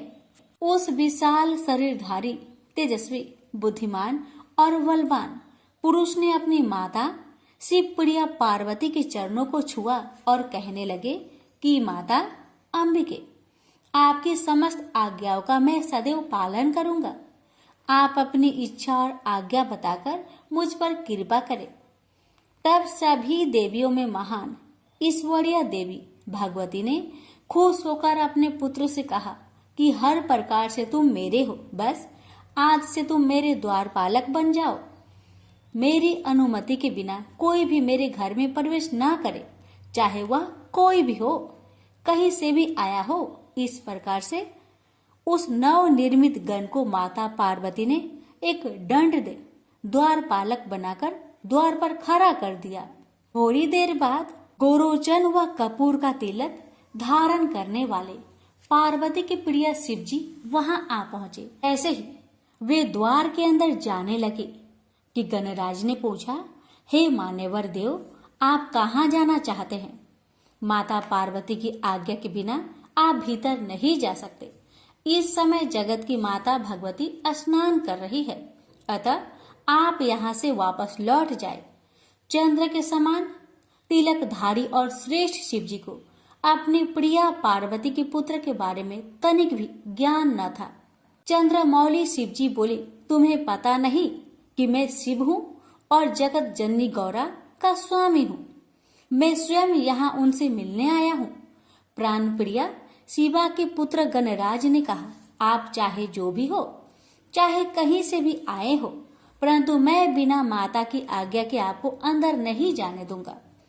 इस प्रकार मात्र भक्त वीर बालक गणराज ने महेश्वर शिव को ही मना कर दिया।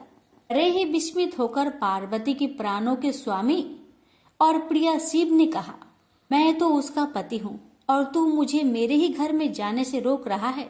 मैं अवश्य भीतर प्रवेश करूंगा। ऐसा कहते हुए वे अंदर प्रवेश करने लगे। जगत माता पार्वती पुत्र ने उन्हें फिर से रोका। काम के शत्रु लीलाधारी शिव ने अपने गणों से पूछा कि यह कौन है जो मुझे मेरे ही घर में जाने से रोक रहा है। इतना कहकर शिव दूर जाकर खड़े हो गए। परमेश्वर शिव के सेवक गणों ने जगत जननी के पुत्र के पास जाकर पूछा, तुम कौन हो, कहाँ से आए हो, तुम्हारी क्या इच्छा है? यदि तुम हमारे स्वामी को अंदर प्रवेश नहीं करने दोगे तो तुम्हारे प्राणों की खैर नहीं। अच्छा हो कि तुम हमारा कहना मानकर तुरंत यहाँ से चले जाओ। तब पार्वती के पुत्र गणराज ने निडर होकर वृषभ ध्वज शिव जी के गणों से कहा, पहले तुम बताओ कि तुम कौन हो, तुम्हारा यहाँ आने का क्या तात्पर्य है, तुम क्या चाहते हो? व्यर्थ में मुझे धमकियां देने वाले तुम कौन हो? अपना भला चाहते हो तो यहाँ से चले जाओ। शिव जी के गणों ने कहा, हम भगवान भूतनाथ के गण और द्वारपालक हैं। भूतों को आनंद देने वाले स्वामी शिव जी की आज्ञा से हम तुम्हें यहाँ से हटाने आए हैं। तुम्हें भी द्वारपाल और गण समझकर अभी हमने तुम्हें कुछ नहीं कहा है। यदि अपना भला और कल्याण चाहते हो तो तुरंत यहाँ से चले जाओ, नहीं तो हम तुम्हें मार डालेंगे। व्यर्थ में ही तुम्हें अपने प्राणों से हाथ धोना पड़ेगा। तब गणेश जी ने शिव गणों को बतलाया, मैं तो माता पार्वती का सेवक और द्वारपालक हूँ। मेरी माता ने मुझे आज्ञा दी है कि बिना उनकी आज्ञा के कोई भी घर के अंदर प्रवेश नहीं करे। तुम तो अपने मालिक शिव की आज्ञा का पालन करने यहाँ आए हो और मैं अपनी माता की आज्ञा मानकर यहाँ खड़ा हूँ। हमारा निरंतर आग्रह व्यर्थ है। मैं यहाँ से कदापि नहीं हटूंगा और अपनी माँ की आज्ञा का ही पालन करूंगा। तब महान शिव जी के गणों ने अपने आराध्य शंकर से जाकर कहा, वह बालक अपने आप को माता पार्वती का पुत्र बताता है और द्वार से तनिक भी हटने को तैयार नहीं, यहाँ तक कि वह युद्ध करने को भी तत्पर है, मृत्यु का वरण करने को भी। कपूर, चंदन और गरोचन जैसे सुगंधित पदार्थ तिलक लगाने वाले महेश्वर शिव ने गुस्से से भरकर कहा, चाहे जो भी करो, उस बालक को द्वार पर से हटाओ। वह अकेला बालक तुम्हारा क्या बिगाड़ लेगा? यदि उससे युद्ध भी करना पड़े तो युद्ध करो। तब नंदी, भृंगी आदि सभी गण इकट्ठे होकर पार्वती नंदन गणेश के पास पहुंचे और उन्हें युद्ध के लिए ललकारा। शिव गणों को अपने पास आते देखकर वीर निडर वह साहसी पार्वती पुत्र गणराज ने उनसे कहा कि मैं अकेला ही बालक तुम सबका मुकाबला करूंगा। मैं महाशक्ति का पुत्र, महान शक्तिधारी, तुम सबके लिए अकेला ही काफी हूँ। वह बलशाली बालक कहने लगा, आज माता पार्वती और तीनों लोकों के प्रभु शिव जी अपने गणों की शक्ति वह बल भी देख लेंगे। गणेश जी कहने लगे, आज सब इस बात को जान लेंगे कि पार्वती के पुत्र और तीनों लोकों के प्रभु शिव जी के गणों में कितना बल और ताकत है। गौरा और शिव जी के नाम पर बलवान गणों का एक बालक के साथ युद्ध होगा। आप सब तो बलवान योद्धा है और आपने तो पहले भी कई युद्ध किए हैं, परंतु मेरा तो यह पहला युद्ध है। मैं अकेला बालक हूँ, फिर भी मैं युद्ध करने को तैयार हूँ। मैं आपके साथ अकेले ही युद्ध करूंगा। पर्वतराज की पुत्री पार्वती और उनके पति शिव जी के इस विवाद और बहस में जब तुम्हारी हार होगी तो तुम्हें जरूर लज्जित होना पड़ेगा और साथ ही इस अपमान का सामना माता पार्वती और महादेव जी को भी करना पड़ेगा।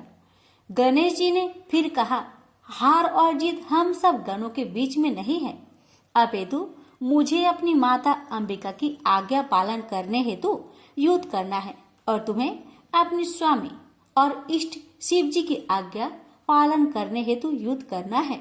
शिव जी महाराज के गण बालक गणेश की इतनी तीखी बातें सुनकर गुस्से से भर गए और उन्होंने गणपति पर आक्रमण कर दिया। लेकिन गणेश जी ने उन गणों के प्रहारों को निष्फल कर दिया। सारे गण एक तरफ और बालक गणेश अकेला एक तरफ। गण तो एकदम घबरा गए। भगवान आशुतोष के गणों को गणेश जी भयंकर काल सरीखे दिखाई दे रहे थे। शिव गणों को ऐसा लगा कि जैसे हमारा नाश शीघ्र होने वाला है। माता शक्ति रूपा पार्वती के अति शक्तिशाली पुत्र गणेश के प्रहारों से शिवगण इधर उधर भागने लगे और गणेश जी अपनी जननी पार्वती का स्मरण करते करते उनसे युद्ध करते रहे। शीघ्र ही इस बात की खबर समूचे देवलोक में फैल गई। नारद जी और चक्र को धारण करने वाले भगवान विष्णु और ब्रह्मा जी तुरंत ही काम के शत्रु भगवान शिव के पास गए और कहने लगे कि महादेव, ये कैसी लीला हो रही है और यह युद्ध क्यों हो रहा है? कृपया आप ही शीघ्र इस बात पर ध्यान दें। सृष्टि के रचयिता ब्रह्मा जी और विष्णु जी की बात सुनकर शिव जी कहने लगे, एक वीर अजय बलवान बालक मेरे ही घर के द्वार पर बैठकर मुझे अंदर प्रवेश करने नहीं दे रहा। ऐसी अवस्था में मैं क्या करूं? मैं स्वयं सोच में पड़ गया हूं। उस शक्तिशाली बालक ने मेरे सभी गणों और सभासदों को हरा दिया है। वे सब उस बालक के तीखे बाणों से और चोटों से डरकर भाग गए हैं। यह घायल हो गए हैं। आप सब मिलकर उसे समझाए और कोई न्यायपूर्ण मार्ग निकालकर इस युद्ध को रोकने की चेष्टा करे। ब्रह्मा जी ने बालक को अनेक नीतिपूर्ण और मधुर वचनों से समझाया, पर गणेश जी पर उनके उपदेश का एक भी असर ना हुआ। तभी भगवान विष्णु बोले कि देवताओं में महान देवेश्वर शिव जी, यह बालक तो अजय दिखाई देता है। इसकी सरलता से इसे समाप्त नहीं किया जा सकता। बस केवल एक ही मार्ग है। मैं इस बालक को मोह बंधन में बांधकर अपने जाल में फांसकर शक्तिहीन कर दूंगा। तब हे संसार भर में उज्जवल शंभु, आप तुरंत इस पर प्रहार करके इसे समाप्त कर दीजिए। तब एक ओर से भगवान विष्णु ने गणेश जी को मोहित किया और दूसरी ओर से भगवान शंकर ने अपना त्रिशूल उठाकर उन पर प्रहार किया। उससे गणेश जी का मस्तक कटकर दूर जा गिरा और शरीर एक और जा गिरा। तब सब देवताओं व गणों ने सुख और संतोष की सांस ली। खुशी से सभी नाचने गाने लगे। ढोल नगाड़े और मृदंग बजने लगे और देवगण प्रसन्नचित हो गए। जब माता पार्वती को अपनी सखियों से इस बात की सूचना मिली कि उनके पुत्र का वध करके देवगण खुशियां मना रहे हैं, तो शिव पत्नी गौरा दुख के कारण अत्यधिक व्याकुल हो गई और बिलख बिलख कर अपने पुत्र का वियोग करने लगी। पर तुरंत ही महाशक्ति देवी पार्वती कहने लगी, जैसे देवताओं ने मेरे पुत्र को खत्म किया है, वैसे ही मैं उन्हें मृत्यु की अग्नि में झोंक दूंगी, क्योंकि पुत्र का शोक और व्याकुलता मेरे लिए असहनीय हो गई है। पार्वती जी ने ऐसा विचार करके अपनी सभी तेजस्वी शक्तियों को उत्पन्न किया और उनको आज्ञा देकर कहा कि सारे संसार में प्रलय मचा दो। बिना सोचे समझे त्राही त्राही मचा दो। जहां जो मिले उसको खा लो, अपना शिकार बना लो। चाहे उसमें देवता हो, ऋषि मुनि, यक्ष, किन्नर अथवा अपने पराये कोई भी हो, तुम सभी का भक्षण कर सकती हो। उसके बाद उन देवी शक्तियों ने मिलकर चारों ओर हाहाकार मचा दिया। जहां भी जो मिला उसे अपने क्रोध से भस्म कर दिया या सामने पाते ही उसे समाप्त कर दिया। सभी देवता और राक्षस सोच में पड़ गए। सुरों और असुरों ने मिलकर एक सभा की। सबने अपने अपने जीवन की आशा त्याग दी। सबने एक स्वर में कहा कि अपने जीवन की रक्षा के लिए बस एक ही रास्ता है कि किसी भी प्रकार इन देवी शक्तियों को उत्पन्न करने वाली शक्ति की मूर्ति महादेव की भार्या खुश हो जाए तो हमारे प्राणों की रक्षा हो सकती है, हम सब बच सकते हैं। सुर और असुरों की बातचीत हो ही रही थी कि देवताओं के ऋषि व पूजनीय नारद जी वहां आ पहुंचे। सबने अपनी करुण कथा उन्हें सुनाई और बताया कि कैसे शक्ति रूपा गौरा के कोप का वे शिकार हो रहे हैं। अब तो पर्वत राज की पुत्री ईश्वरीय शक्तियों में महान शक्ति रूपा पार्वती को खुश किए बिना हमारा कल्याण नहीं हो सकता। तो कठिनाई तो यह है कि प्रतिदिन सिद्धियों को सिद्ध करने वाली क्रोधित पार्वती के पास कौन जाए।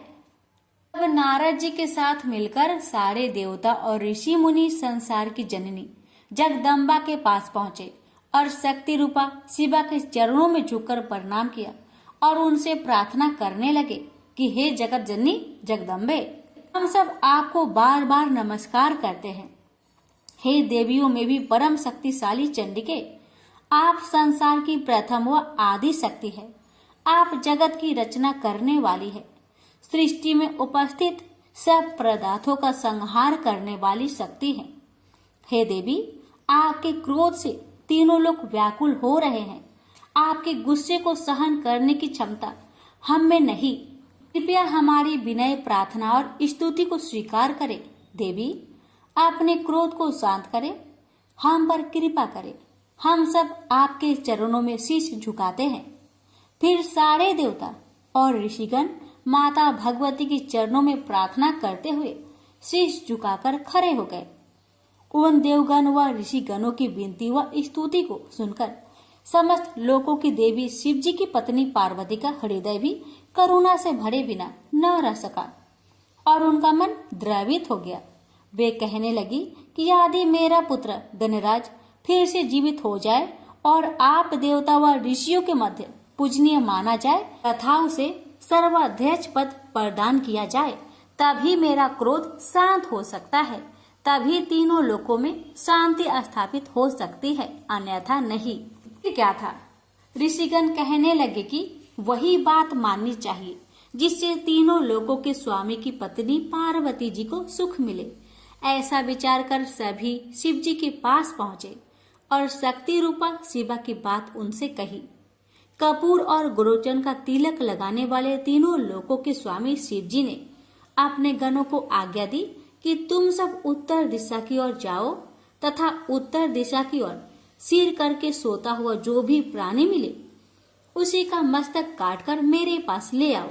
उन्होंने बालक के सिर रहित शरीर कमंद को धो पोंछकर साफ किया और विधि पूर्वक पूजा अर्चना करने लगे। शिव जी के सब गण उत्तर दिशा में भ्रमण के लिए निकल पड़े। शिव गणों को सबसे पहले एक गज मिला। उस गजराज का एक ही दांत था।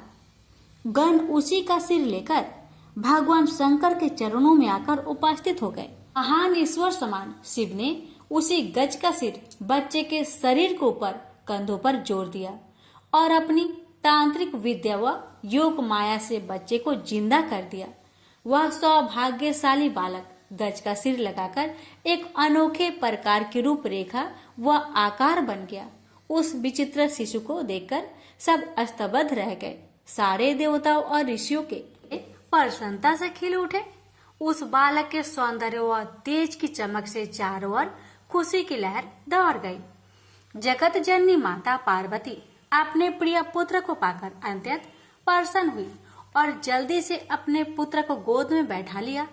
शिवा कहने लगी कि आप सबको बहुत कष्ट उठाना पड़ा, पर अब मैं बहुत खुश हूँ। इस बालक के मुख और मस्तक पर सिंदूर लगा है, इसलिए जो मनुष्य व जीव इस गणराज बालक की सिंदूर, गंध, पुष्प आदि से पूजा करेंगे उसके सारे मनोरथ और इच्छाएं पूर्ण हो जाएगी। इसकी पूजा से सभी विघ्नों और बाधाओं का नाश हो जाएगा। सभी देवताओं ने उन्हें अलग अलग वरदान दिए और सभी देवताओं में उन्हें प्रथम पूजनीय मान लिया गया। तभी से भक्ति पूजा अर्चना में गणेश जी की सबसे पहले पूजा की जाने लगी। वैवर्त पुराण में वर्णित एक कथा के अनुसार पर्वतराज की पुत्री पार्वती का जब बैल पर सवारी करने वाले शिव जी के साथ विवाह संस्कार हुआ तो समस्त जर और अजर की आत्मा में निवास करने वाले महेश्वर उन्हें लेकर वनों में विहार करने के लिए चले गए। तब एक लंबे समय तक देवताओं में भी सर्वाधिक पूजनीय शंकर का वन विहार चलता रहा। एक दिन अचानक ही धर्म की आज्ञा मानने वाली धर्म परायणा पतिव्रता पार्वती ने शिव शंकर से एक निवेदन किया, हे प्रभु, मैं एक उत्तम श्रेष्ठ पुत्र प्राप्त करना चाहती हूँ। तीनों लोकों के स्वामी अर्थात भगवान त्रिपुरारी, जो स्वयं भूतों के स्वामी भी है, अपने धर्म परायणा पत्नी की बात सुनकर कहने लगे कि मैं तुम्हें पुत्र प्राप्त करने वाला एक श्रेष्ठ व्रत और उसकी विधि बताता हूँ। यह व्रत अपने आप में बड़ा पवित्र, पुण्यदायक और फलकारी है, इसलिए इस व्रत का नाम पुण्यक व्रत भी है। इसकी पूजा अर्चना अर्थात अनुष्ठान की विधि 1 वर्ष तक चलती है। धर्मात्मा मनु की पत्नी भी पुत्र न होने के कारण अत्यधिक दुखी थी, इसलिए एक दिन उन्होंने विधाता से प्रार्थना पूर्वक पुत्र प्राप्ति का उपाय पूछा था। वह नारी ब्रह्म लोक में जाकर ब्रह्मा अर्थात विधाता से विनय पूर्वक बोली कि हे भगवान, आप संसार के रचयिता और सृष्टिकर्ता कहलाते हैं। सब कारणों का भी आपको ज्ञान है। पुत्र के बिना गृहस्थ जीवन नीरस और अर्थहीन लगता है। पुत्र के बिना स्त्री पुरुष का जन्म व्यर्थ है। अन्य धन और सभी सुखद सामग्री निष्फल है। मानव के तप और दान का फल उसे जन्म जन्मांतर तक मिलता रहता है। तप और दान के कर्म कांड अनेक कल्पों तक सुख प्रदान करते रहते हैं, पर पुत्र ही एक ऐसा रूप है जो पिता को इसी जन्म में सुख, संतोष और हर्ष प्रदान करता है। पुत्र ही पुत्र नामक नरक से रक्षा करता है। मेरी इच्छा और प्रार्थना को जानकर कृपया आप वह विधि और उपाय बताए जिसके द्वारा बंध्या को भी पुत्र प्राप्त हो सके। आता कहने लगे कि हे पुत्री, मैं तुम्हें एक ऐसा व्रत बताता हूँ जो समस्त इच्छाओं को पूरा करने वाला और परम सुखद है। यदि तुम विधि विधान से इस व्रत का अनुष्ठान करोगी तो श्री नारायण विष्णु के स्वरूप जैसे ही श्रेष्ठ और पराक्रमी पुत्र की प्राप्ति तुम्हें होगी। व्रत के समय 1 वर्ष निरंतर वेदों में बताई गई वस्तुओं का दान करते रहना चाहिए। माघ मास से शुक्ला पक्ष की त्रयोदशी से इस व्रत को प्रारंभ करना चाहिए। व्रत करने वाले व्रती को चाहिए कि व्रत आरंभ करने के पहले दिन द्वादशी को उपवास या व्रत रखे तथा अगले दिन त्रयोदशी प्रातःकाल ब्रह्म मुहूर्त में उठकर नित्य कर्मों को समाप्त करके श्री हरि के मंदिर में जाकर उन्हें अर्घ्य अर्थात जल चढ़ाए, पूजा अर्चना व प्रार्थना करे। फिर तुरंत घर वापस जाकर किसी सुयोग्य ब्राह्मण को आचार्य पद के लिए चुनकर भगवान विष्णु की स्तुति करते हुए मंत्रों का उच्चारण करे और फिर कलश की स्थापना कर मन में दृढ़ संकल्प कर इस व्रत का अनुष्ठान प्रारंभ करे और श्री हरि विष्णु का निरंतर ध्यान करे। के बाद हे पुत्री, अनेक प्रकार के फल, पुष्प और सुगंधित द्रव्य और प्रसादों से भगवान विष्णु की आराधना शुरू करनी चाहिए। कुष्मांड, श्रीफल, नारियल और जंबीर आदि फलों से श्री हरि की भक्ति करनी चाहिए। अनेक वाद्य यंत्रों का प्रयोग कर भजन गीत, संगीत और नृत्य कर श्री हरि को प्रसन्न करना चाहिए। उनकी भक्ति और वर प्राप्ति के लिए 1 लाख सुगंधित पुष्पों की माला श्री हरि को भेंट करनी चाहिए। भगवान की संतुष्टि और आनंद के लिए अनेक प्रकार के स्वादिष्ट व्यंजनों का प्रसाद बनाकर भोग लगाना चाहिए। फूल, मिश्री और तुलसी के पत्ते का मिश्रण बनाकर श्री हरि के स्थान को सुसज्जित रखना चाहिए। व्रत करने वाली स्त्री को 100 ब्राह्मण को नित्य स्वास्तिक, शुद्ध व स्वादिष्ट भोजन कराना चाहिए। भगवान शिव ने पार्वती से कहा कि हे देवी, हर दिन पूजा के समय सुगंधित फूलों से भरकर 100 अंजलियां पावन प्रभु श्री हरि को अर्पित करनी चाहिए और 100 बार शीश झुकाकर प्रणाम करना चाहिए। व्रत काल के अंतर्गत 6 महीने तक हविष्यान यज्ञ में चढ़ाए जाने वाला अन्न अर्थात अगहनी, चावल, धान, मूंग, तिल, जौ, मटर, तिन्नी, साठी, दूध, दही, घी, घृत पकवान, शक्कर, लौंग, जीरा, पीपल, सेंधा नमक, समुद्री नमक, भथुआ, मूली, आम, इमली, कटहल, नारंगी, केला, हरहर और आंवला आदि हबिष्यान कहे जाते हैं। व्रती को 5 मास तक फलहार, 1 पक्ष तक हबी, हरे शाकफल इत्यादि का आहार और 1 पक्ष में केवल जल पर निर्भर रहना होता है। उपयुक्त विधि से व्रत करने पर फिर उसका उद्यापन करना चाहिए। 360 डालिया सुंदर वस्त्र, अति उत्तम उपहारों, आभूषणों, भोज्य पदार्थों और यज्ञोपवीत यानी जनेऊ से भरकर दान करें। हवन यज्ञ में 1360 घी की आहुतियां देकर प्रणाम करें। इतने ही ब्राह्मणों को श्रद्धा पूर्वक इच्छित भोजन कराकर 1 स्वर्ण मुद्रा की दक्षिणा दे। इस व्रत को करने से श्री हरि के चरणों में पक्की और पूर्ण भक्ति हो जाती है। इस प्रकार नियम पूर्वक यह व्रत करने से पराक्रमी व प्रसिद्ध पुत्र, पति का सौभाग्य व सुख और अत्यधिक धन की प्राप्ति होती है। संसार के पितामह अर्थात ब्रह्मा की कृपा व प्रेरणा को पाकर 100 रूपों को धारण करने वाली शत्रुपा सती अत्यधिक प्रभावित व प्रसन्न हुई। फिर उन्होंने इस सुफल को देने वाले व्रत को विधि विधान से श्रद्धा पूर्वक किया। व्रतधारी धर्मात्मा मनु की पत्नी ने इस परम और सुभद व्रत को किया। उनके यहाँ प्रिय व्रत और उत्तानपाद नामक 2 सुंदर, तेजस्वी और यशस्वी बालक उत्पन्न हुए। प्रसिद्ध महाभाग देवहूति ने भी जब इस व्रत के महात्म्य को सुना तो उन्होंने भी इस व्रत को धारण करके श्री हरि के अंश कपिल जी को अपने पुत्र रूप में पा लिया था। देवताओं की माता कही जाने वाली अदिति के यहाँ भी वामन भगवान उत्पन्न हुए थे। इस महान और महिमाकारी व्रत के प्रभाव के कारण अनेक सौभाग्यवान और पुत्रहीन नारियां पुत्रवती हुई है।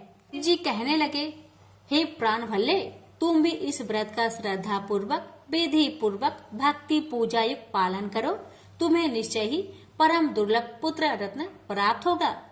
कपूर और अर्थात कपूर और सुगंधित गुरु चरण का तिलक धारण करने वाले शंकर के द्वारा ऐसे मधुर और महिमामय वचन सुनकर सती पार्वती ने भी इस पवित्र और सुलभ देने वाले दुर्लभ व्रत को किया था। तभी उनके यहाँ भगवान गणेश जी पुत्र रूप में उत्पन्न हुए थे। पुत्र पैदा होने की खुशी में माता गौरा अत्यधिक प्रसन्न हुई। स्वर्ग और मोक्ष को दान देने वाले माता पार्वती के स्वामी शिव जी भी पुत्र के उत्पन्न होने से बहुत खुश हुए और उनकी दिव्य प्रेरणा से अनेक वाद्य यंत्र बजने लगे। चहुओर संगीत, नृत्य और आनंद की लहर दौड़ गई। पुत्र प्राप्ति की मंगल कामना पूर्ण होने के कारण परमपिता महादेव ने ब्राह्मणों, बंदियों और भिक्षुओं को नाना प्रकार के रत्न, मूल्य द्रव्य और बहुमूल्य धन संपत्ति का दान किया। प्राणी मात्र के सच्चे साथी, सुभैसी जगत का उद्धार करने वाले, शीघ्र प्रसन्न होने वाले शिव शंकर के घर शिशु के प्रकट होने की खुशी में सभी देवता ऋषिगण खुशी और आनंद से भरकर मदमस्त हो गए। सबने बालक के जीवन के लिए मंगल कामनाएं की। सभी देव समूह, ऋषिगण, गंधर्व, किन्नर वहां आए और शिशु को आशीर्वाद दिया और उसके उज्जवल व मंगलमय जीवन की कामना की। गौरी नंदन अर्थात माता गौरी के पुत्र को देखने के लिए अनेक देवतागण भगवान शंकर के पास आए। देवताओं को गौरी नंदन को देखने जाते हुए सूर्य पुत्र शनिचर अर्थात धीरे धीरे चलने वाला की भी तीव्र इच्छा हुई कि मैं भी भूत भावन अर्थात भूतों को भी अच्छे लगने वाले शिव शंकर के घर जाऊं। बालक गणेश को देखने की कामना से शनिचर ने भूत भावन शिव जी के घर प्रवेश किया। समस्त संसार की जननी पार्वती नवजात शिशु को गोद में लेकर बैठी थी। योगियों में भी महान कहलाए जाने वाले शनिचर माता पार्वती के सम्मुख शीश झुकाकर खड़े हो गए और नतमस्तक होकर उन्हें प्रणाम किया। जगत जननी जगदम्बा ने उन्हें आशीर्वाद दिया और उनकी कुशल क्षेम पूछी। फिर माता पार्वती कहने लगी कि समस्त ग्रहों के स्वामी ग्रहेश्वर, आपके नेत्र कुछ बंद से हैं तथा आप सिर झुकाकर क्यों खड़े हैं? आप जब मेरे पास आए हैं तो न मेरी ओर देख रहे हैं न मेरे शिशु की ओर। इसका क्या कारण है? सूर्य के पुत्र शनिचर ने उत्तर दिया, माता, सभी प्राणी इस संसार में अपने कर्मों का फल भोगते हैं। अच्छे बुरे शुभ अशुभ कर्मों के कारण ही सुख दुख की प्राप्ति होती है। हे माते, मेरी कथा कुछ गुप्त है, वह आपके सम्मुख कहने लायक नहीं है, पर आपकी आज्ञा का उल्लंघन भी मैं नहीं कर सकता। फिर भी वह कथा मैं आपको सुनाता हूँ। शनिचर ने कहा, हे माता, मैं बचपन से ही भगवान श्री कृष्ण की चरणों की भक्ति किया करता था। सदैव उनके ध्यान में तत्लीन व मग्न रहता था। तो ऐसी अवस्था में भी मेरे पिता श्री सूर्य नारायण ने मेरा विवाह चित्ररथ की पुत्री के साथ करा दिया। मेरी पत्नी बहुत सीधी साध्वी, तेजस्वी और तपस्विनी है। एक दिन की बात है कि मेरी पत्नी ऋतु स्नान के बाद मेरे पास आई। उस समय मैं भगवान के नाम जाप कर रहा था। मुझे सर्वथा अपने आसपास की कुछ ज्ञान नहीं था। चूंकि वह एक सती साध्वी और भक्त थी, अतः अपना अपमान और अवहेलना वह न सह सकी। उसने क्रोध में आकर मुझे श्राप दिया। कहने लगी कि आज से तुम जिसकी तरफ भी देखोगे उसी का अनिष्ट हो जाएगा। फिर भी माता, मैंने ध्यान तोड़कर उसे बहुत समझाया और संतुष्ट किया। उसने बहुत पश्चाताप किया, पर फिर भी श्राप लौटाने में असमर्थ रही। इसी श्राप के कारण जीव हिंसा के भय से मैं सदा अपने नेत्र को झुकाकर रखता हूँ। मैं किसी की ओर दृष्टिपात नहीं करता, क्योंकि उसकी तुरंत मृत्यु हो जाएगी। माता पार्वती ने जब शनिचर की बातें सुनी तो वे हंसने लगी कि संसार ईश्वर की इच्छा के अधीन है। जो परमेश्वर है वही होता है, अतः तुम जरा भी चिंता न करो तथा तुम मेरी ओर तथा मेरे शिशु की ओर देखो। सूर्य पुत्र शनिचर ने मन ही मन बहुत सोच विचार किया कि मैं पार्वती जी के बालक की ओर देखूं अथवा नहीं। यदि मैं इस तेजस्वी बालक की ओर देखूंगा तो जरूर इसका बुरा हो जाएगा। सबकी ईश्वर रूपा देवी पार्वती की बात भी कैसे टाली जा सकती थी। काफी सोच विचार के बाद योगी शनिचर ने माता जगदम्बा की ओर तो नहीं देखा, तो शिशु की ओर अपनी बाएं आंख के कोने से देखा ही था कि शनिचर की श्रापग्रस्त दृष्टि पड़ने से ही भगवती उमा के प्राणों से भी प्यारे पुत्र गणेश का सिर धड़ से अलग होकर दूर जाकर गिर पड़ा। शनिचर अत्यधिक दुखी हुए और घबराकर अपनी आंखें फेर ली और सिर झुकाकर भगवती के सामने खड़े हो गए।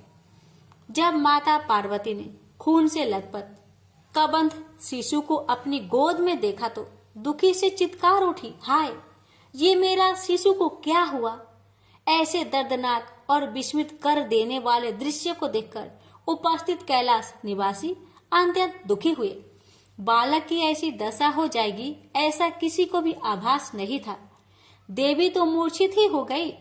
खून से लथपथ मस्तक विहीन शिशु और माँ गौरा की चिंतायुक्त दशा को देखकर भगवान विष्णु तो गरुड़ पर सवार होकर तुरंत उत्तर दिशा की ओर चल पड़े। रास्ते में पुष्प भद्रा नदी के किनारे उन्होंने एक गज परिवार को आराम से सोते हुए देखा।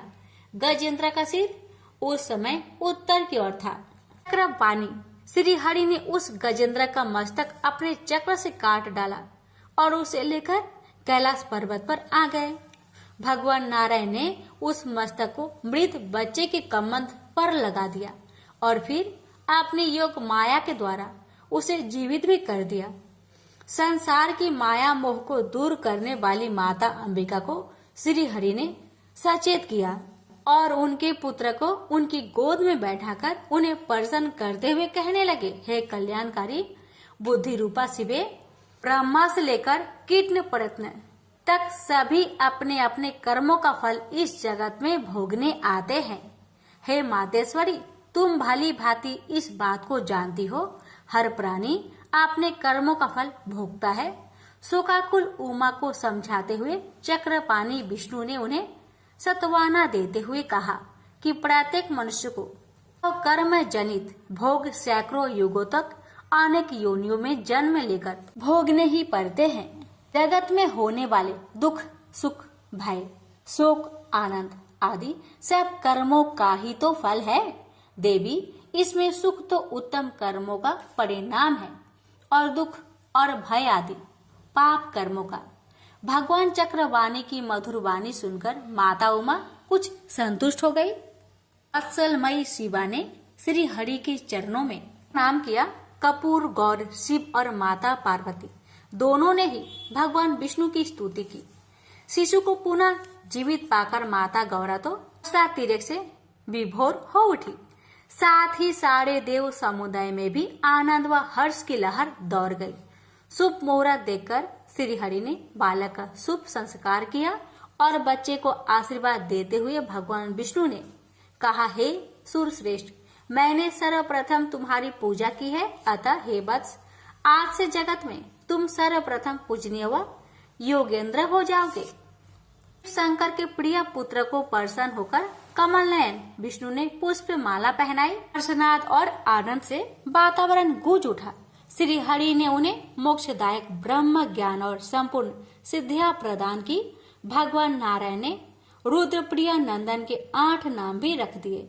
विघ्नेश, गणेश, हिरंब, गजानन, लंबोदर, एकदंत, सुप्रकर्ण और विनायक तभी से पार्वती पुत्र गजमुख अग्र रूप में पूजनीय माने जाते हैं।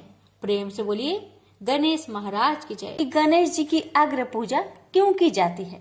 ऋषियों मुनियों ने सूत जी से निवेदन किया, हे सूत जी, अब आप पहले यह बताएं कि गणेश जी की अग्र पूजा क्यों की जाती है, किसी अन्य देवता की क्यों नहीं?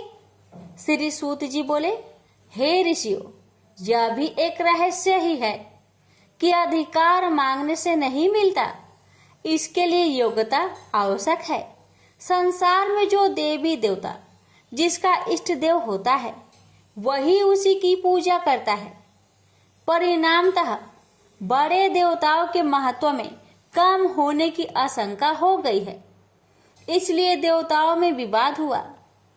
निर्णय के लिए वे शिव जी के पास पहुंच गए और उन्हें प्रणाम करके पूछा कि हे प्रभु, हम सब में अग्र पूजा का अधिकारी आप किसे मानते हैं?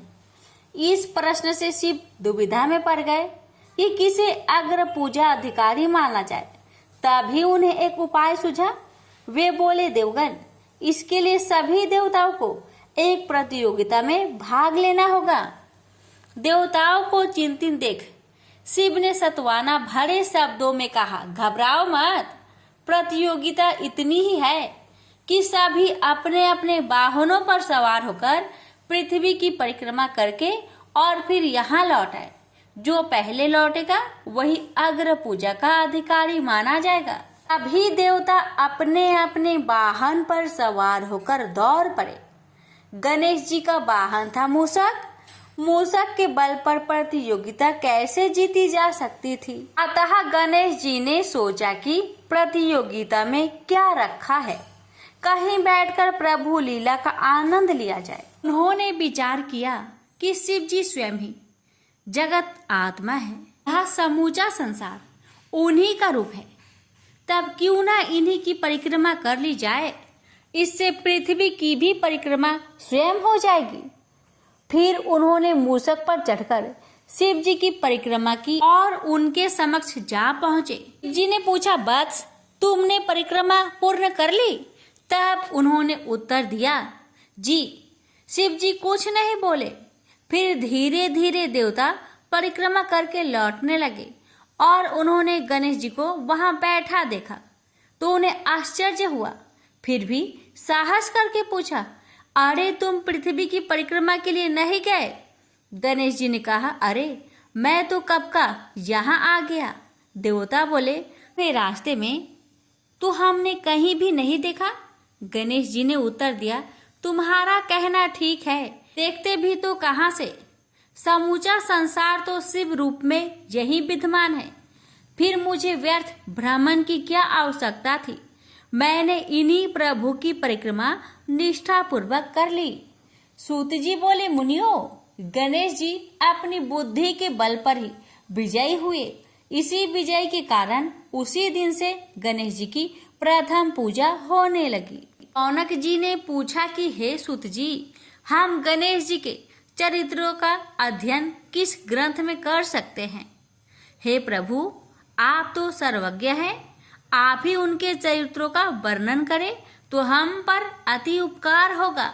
सूत जी बोले कि हे मुनियों, गणेश जी के सभी चरित्रों का कथन इस जिह्वा से करना संभव नहीं है। फिर भी गणेश जी अग्र पूज्य होने के कारण समस्त देव चरित्रों से जुड़े हैं, इसलिए उनका प्रभाव भी सर्वाधिक है। हे मुनियों, वे सभी का तिरस्कार करने में सक्षम हैं, किंतु उनका तिरस्कार कोई भी नहीं कर सकता। तीनों लोक में उन्हीं के संकेत पर क्रियाशील है। स्वयं गणेश जी कहते हैं, शिव, विष्णु, शक्ति, सूर्य और मुझ गणेश में जो अभेद बुद्धि योग है, मेरे मत में वही सम्यक योग है। इससे भी सिद्ध है कि सारे देवता उन्हीं के स्वरूप है और देवताओं के चरित्र भी उन्हीं गणराज के चरित्र है। फिर भी गणेश्वर के अनेक प्रमुख चरित्रों का वर्णन गणेश महापुराण में हुआ है। यो ने पूछा, हे प्रभु, गणेश पुराण का आरंभ किस प्रकार हुआ, यह हमें बताने की कृपा करें। इस पर सूत जी बोले कि हे शौनक, गणेश पुराण अति प्राचीन है। उनके अनंत चरित्रों का संग्रह महापुराण का रूप ले सकता है। गणेश जी के चरित्र को एक बार भगवान नारायण ने नारद जी को और भगवान शंकर ने जगत जननी पार्वती को सुनाया था। बाद में वही पुराण संक्षेप में ब्रह्मा जी ने महर्षि वेद व्यास को सुनाया और फिर व्यास जी से महर्षि भृगु ने सुना। भृगु ने सौराष्ट्र के एक राजा सोमकांत को सुनाया था। तब से यह पुराण प्रचलित है। मुनियों ने पूछा, भगवान राजा सोमकांत कौन था? उसने महर्षि भृगु से गणेश पुराण का श्रवण कहाँ किया था? उस पुराण के श्रवण से उसे क्या क्या लाभ हुआ? हे नाथ, हमारी श्री गणेश्वर की कथा के प्रति उत्कंठा बढ़ती ही जा रही है। सूत जी बोले कि हे मुनियों, सोमकांत सौराष्ट्र के देवनगर का राजा था। वह अपनी प्रजा का पुत्रवत पालन करता था। वह वेद ज्ञान संपन्न, शास्त्र विद्या में निपुण एवं प्रबल प्रतापी, अत्यंत वैभवशाली राजा था। उसका ऐश्वर्य कुबेर से भी ऐश्वर्य को लज्जित करता था। उसकी पत्नी अत्यंत रूपवती, गुणवती, धर्मज्ञ एवं पतिव्रत धर्म का पालन करने वाली थी। वह सदैव अपने स्वामी की सेवा में तत्पर रहती थी। उसका नाम सुधर्मा था। रानी की भक्ति ही राजा भी एक पत्नी व्रत का पालन करने वाला था। उसके हेमकांत नाम एक सुंदर पुत्र था। वह भी पिता की भांति होनहार था। इस प्रकार राजा सोमकांत सब तरह से सुखी था। सभी राजागण उसका हार्दिक सम्मान करते थे तथा उसकी श्रेष्ठ कृति भी संसार व्यापी थी। परंतु युवा अवस्था के बाद सोमकांत को कुष्ठ रोग हो गया। अनेक उपचार के बाद भी कोई लाभ नहीं हुआ। जब रोग की अधिक तीव्रता होने लगी और उसका कोई उपाय न हो सका तो राजा ने अमात्यों को बुलाकर कहा कि सुब्रतो, जाने किस कारण यह रोग मुझे पीड़ित कर रहा है। अवश्य ही यह किसी पूर्व जन्म के पाप का फल होगा। अतः मैं अपना समस्त राजपाट छोड़कर अब वन में वास करूंगा। मेरे पुत्र हेमकांत को आप मेरे समान मानकर राज्य शासन का धर्म पूर्वक संचालन करते रहे। फिर राजा ने शुभ मुहूर्त में पुत्र हेमकांत को राज्य पद पर अभिषिक्त कर अपनी पत्नी सुधर्मा के साथ निर्जन वन की ओर प्रस्थान किया। प्रजा ने राजा को राज्य की सीमा तक पहुंचाया। प्रजा के नेत्र अश्रुपूरित थे। राजा ने प्रजा अमात्य गौओं को समझाते हुए कहा कि आप सब लोग धर्म के जानने वाले, श्रेष्ठ आचरण में तत्पर एवं सहृदय हैं। यह संसार तो वैसे भी परिवर्तनशील है। मेरे स्थान पर मेरा पुत्र सभी कार्यों को करेगा, इसलिए आप सब उसके अनुशासन में रहते हुए उसे सदैव सम्मति देते रहे। फिर पुत्र से कहा, बेटा, हमारे पूर्वज भी परमात्मागत रूप से वृद्ध अवस्था आने पर वन में जाते रहे हैं। मैं कुछ समय पहले ही वन में जा रहा हूँ। यदि कुछ वर्ष बाद जाऊं तब भी मोह का त्याग ही करना होगा। इसलिए हे वत्स, तुम दुखी मत हो और मेरी आज्ञा मानकर राज्य शासन को ठीक प्रकार से चलाओ। इस प्रकार राजा सोमकांत ने सभी को समझा बुझाकर और स्वयं ने अपनी पतिव्रता भार्या के साथ वन में प्रवेश किया। पुत्र हेमकांत के आग्रह से उसने सुबल और ज्ञान गम्य को आमतियों को भी साथ ले लिया। उन सब ने एक सुंदर स्थान पर विश्राम किया। तभी उन्हें एक मुनि कुमार दिखाई दिए।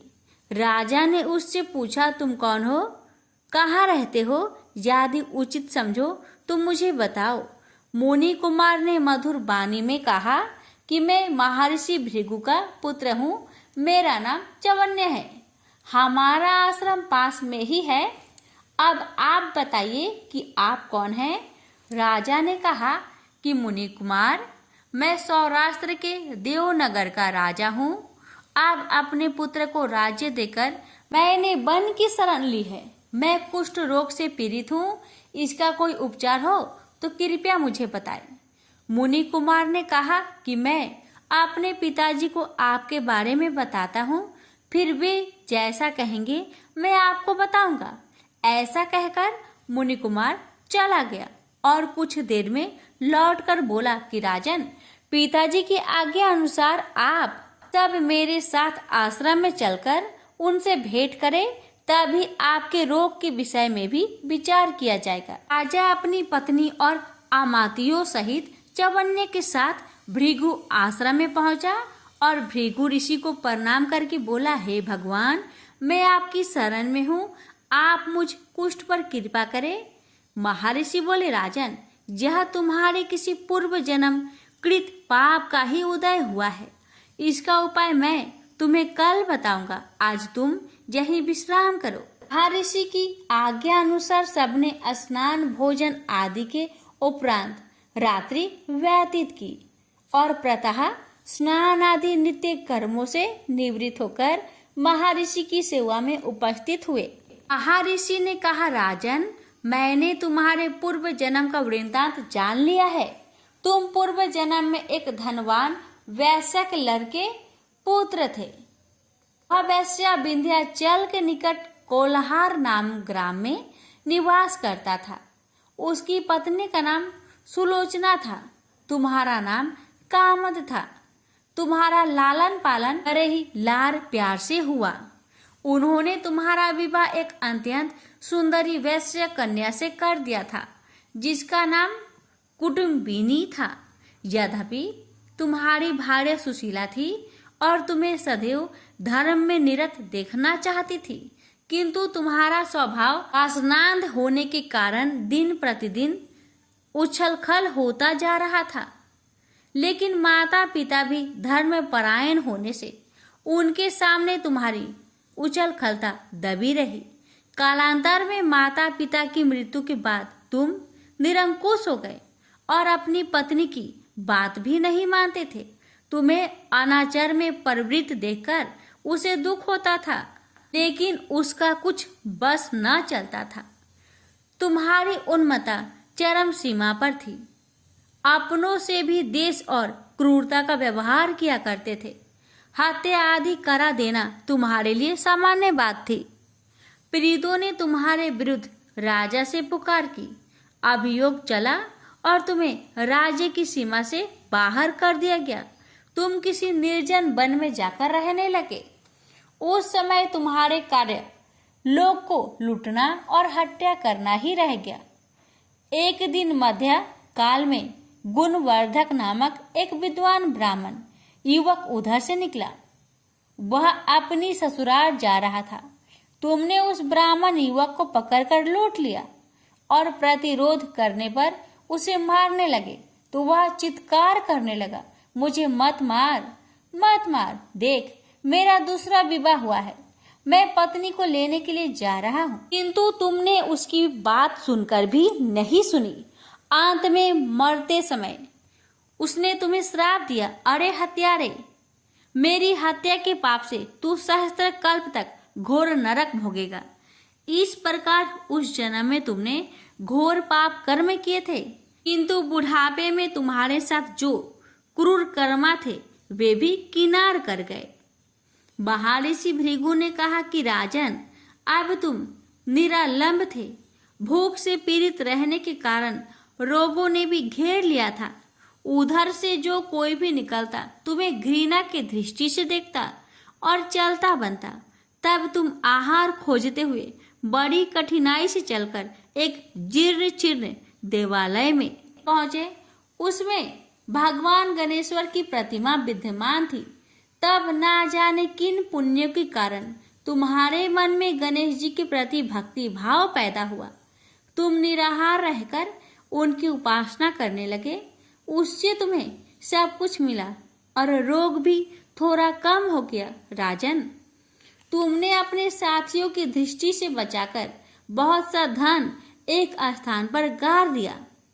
उसी धन को तुमने बाद में देवालय के जीर्णोद्वार में लगा दिया। इस कारण तुम्हारी प्रसिद्धि हुई। फिर यथा समय तुम्हारी मृत्यु हुई। तब यमदूत तुम्हें पकड़कर यमराज के सामने ले गए। यमराज तुमसे बोले, जीव, तुमने पाप और पुण्य दोनों ही किए हैं और दोनों का ही भोग तुम्हें भोगना है। किंतु पहले तुम पाप का फल भोगना चाहते हो या पुण्य का? इसके उत्तर में तुमने प्रथम अपने पुण्य कर्मों के भोग की इच्छा प्रकट की, इसलिए तुम राजकुल में जन्मे हो। पूर्व जन्म में तुमने भगवान गणाध्यक्ष का सुंदर एवं भव्य मंदिर बनवाया था। उसके प्रभाव से तुम्हें सुंदर देह मिली है। इतना कहकर महर्षि भृगु मौन हो गए, क्योंकि उन्होंने देखा कि राजा को इस वृत्तांत पर शंका हो रही थी। तभी महर्षि के शरीर से असंख्य विकराल पंछी उत्पन्न होकर राजा की ओर झपटे और उसके शरीर को पैनी चोंच से नोच नोच कर खाने लगे। राजा पीड़ित हो महर्षि भृगु से प्राण रक्षा की प्रार्थना करने लगा। राजा के अवर्त वचन सुनकर महर्षि ने सत्वाना देते हुए कहा, राजन, तुमने मेरे वचनों में शंका की थी और जो मुझे सत्यवादी के कथन में शंका करता है उसे खाने के लिए मेरे शरीर से इसी प्रकार पंछी प्रकट हो जाती है, जो कि मेरे हुक्कार करने पर भस्म हो जाया करते हैं। ऐसा कहकर महर्षि ने हुक्कार की तो सभी पंछी भस्म हो गए। राजा श्रद्धाभिभूत होकर आश्रुपात करता हुआ बोला, प्रभु, आप उस पाप से मुक्त होने का उपाय बताए।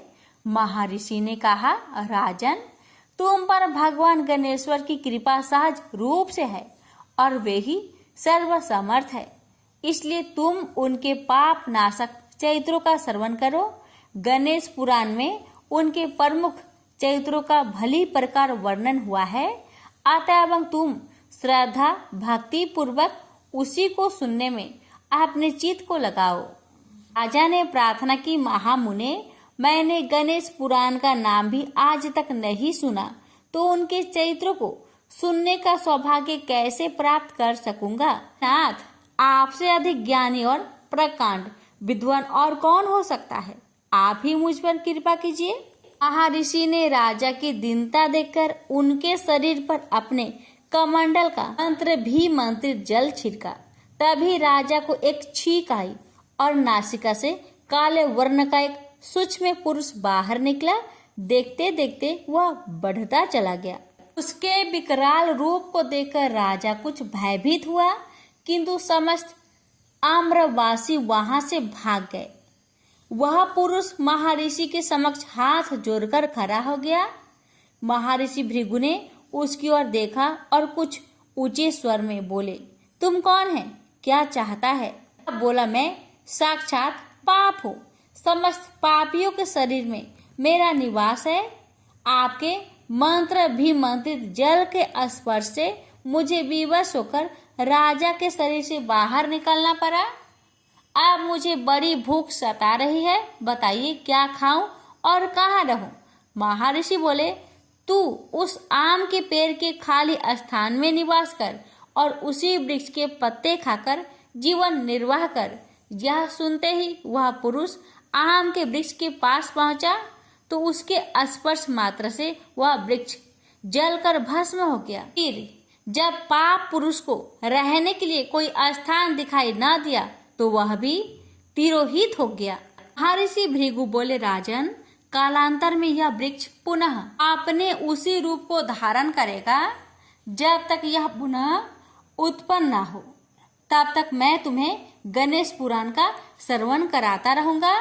पहले तुम पुराण श्रवण के संकल्प के साथ आदि देव गणेश जी का पूजन करो, तब मैं गणेश पुराण की कथा आरंभ करूंगा। महर्षि के आदेश अनुसार राजा ने पुराण श्रवण का संकल्प किया। उसी समय राजा को अनुभूति हुई, उसकी समस्त पीड़ा दूर हो गई। दृष्टि डाली तो कुष्ठ रोग अब कहीं कोई चिन्ह भी शेष नहीं रह गया था। अपने को पूर्व रूप से रोग रहित एवं पूर्वत सुंदर हुआ देख राजा के आश्चर्य की सीमा ना रही और उसने महर्षि के चरण पकड़कर निवेदन किया कि प्रभु, मुझे गणेश पुराण का विस्तार से श्रवण कराए। प्रेम से बोलिए जय श्री गणेश। प्यारे भक्तों, श्री गणेश पुराण की कथा का समापन करते हैं। इसके आगे की कथा अगले वीडियो में अवश्य सुनिएगा। गणेश जी महाराज आप सभी भक्तों की हर मनोकामना को पूर्ण करें। जय श्री गणेश।